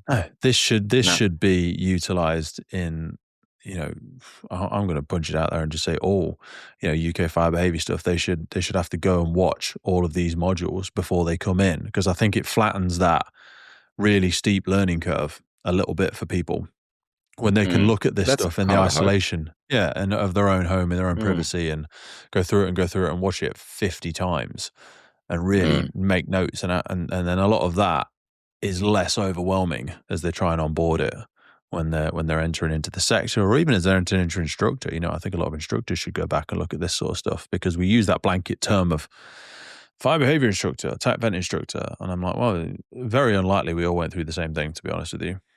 I know because I've done all of those qualifications, and I still come across a lot of international experts that we have on the podcast, and I go, That was never covered in my TAC paint course. Yep. How do they not know that? Not because they were stupid, not because maybe they didn't have time, maybe they had to consciously skip the module because it was taken from a 5-day course down to a 4-day, whatever. But the point of the matter is, I don't know it. So I'm pretty sure I'm not the only person that doesn't know it. But man, I'll send you some of Adam's details, and I'll probably that'd be great. To another fucking WhatsApp group and send a link to your page. I know Adam is aware of you, but it'd be good to have a conversation around how we can, not that we're great at anything, but like if we can give a bit more UK exposure to some of the great work that you do, I think that'd be awesome, brother. But people won't know it's late as shit where you are. What time is it now? 11:30 at night? Yes. Yeah. Go to bed. Go to bed. Don't start doing any editing now. Go to bed. I won't do any more editing. Oh man. But send my love to the family and everybody else, brother. I really appreciate your time, and I'd love to have you back on in the future, mate. No worries. Thank you very much for having me. It's been cool. Well, that's it for today, folks. Hope you took a lot away from that episode. We started the Firefighters podcast to develop, inspire, connect, motivate, represent, and most importantly, celebrate the world of incredible emergency services operators and the wider sector through this series of wide-ranging conversations. We really love creating this podcast and bringing it to so many people. Did you know you can also find these on YouTube? We do a lot of video podcasts now. You can head over to our YouTube page and follow, subscribe there. And as a final ask from us, whatever platform you're on, please rate the podcast. It really helps us as a key performance indicator to reach more and more people. I've been your host, Pete Wakefield. This has been the Firefighters Podcast. And wherever you are in the world, please stay safe, be happy, live with intention, and where possible, please remember and support your firefighters and first responders. I'll see you next time.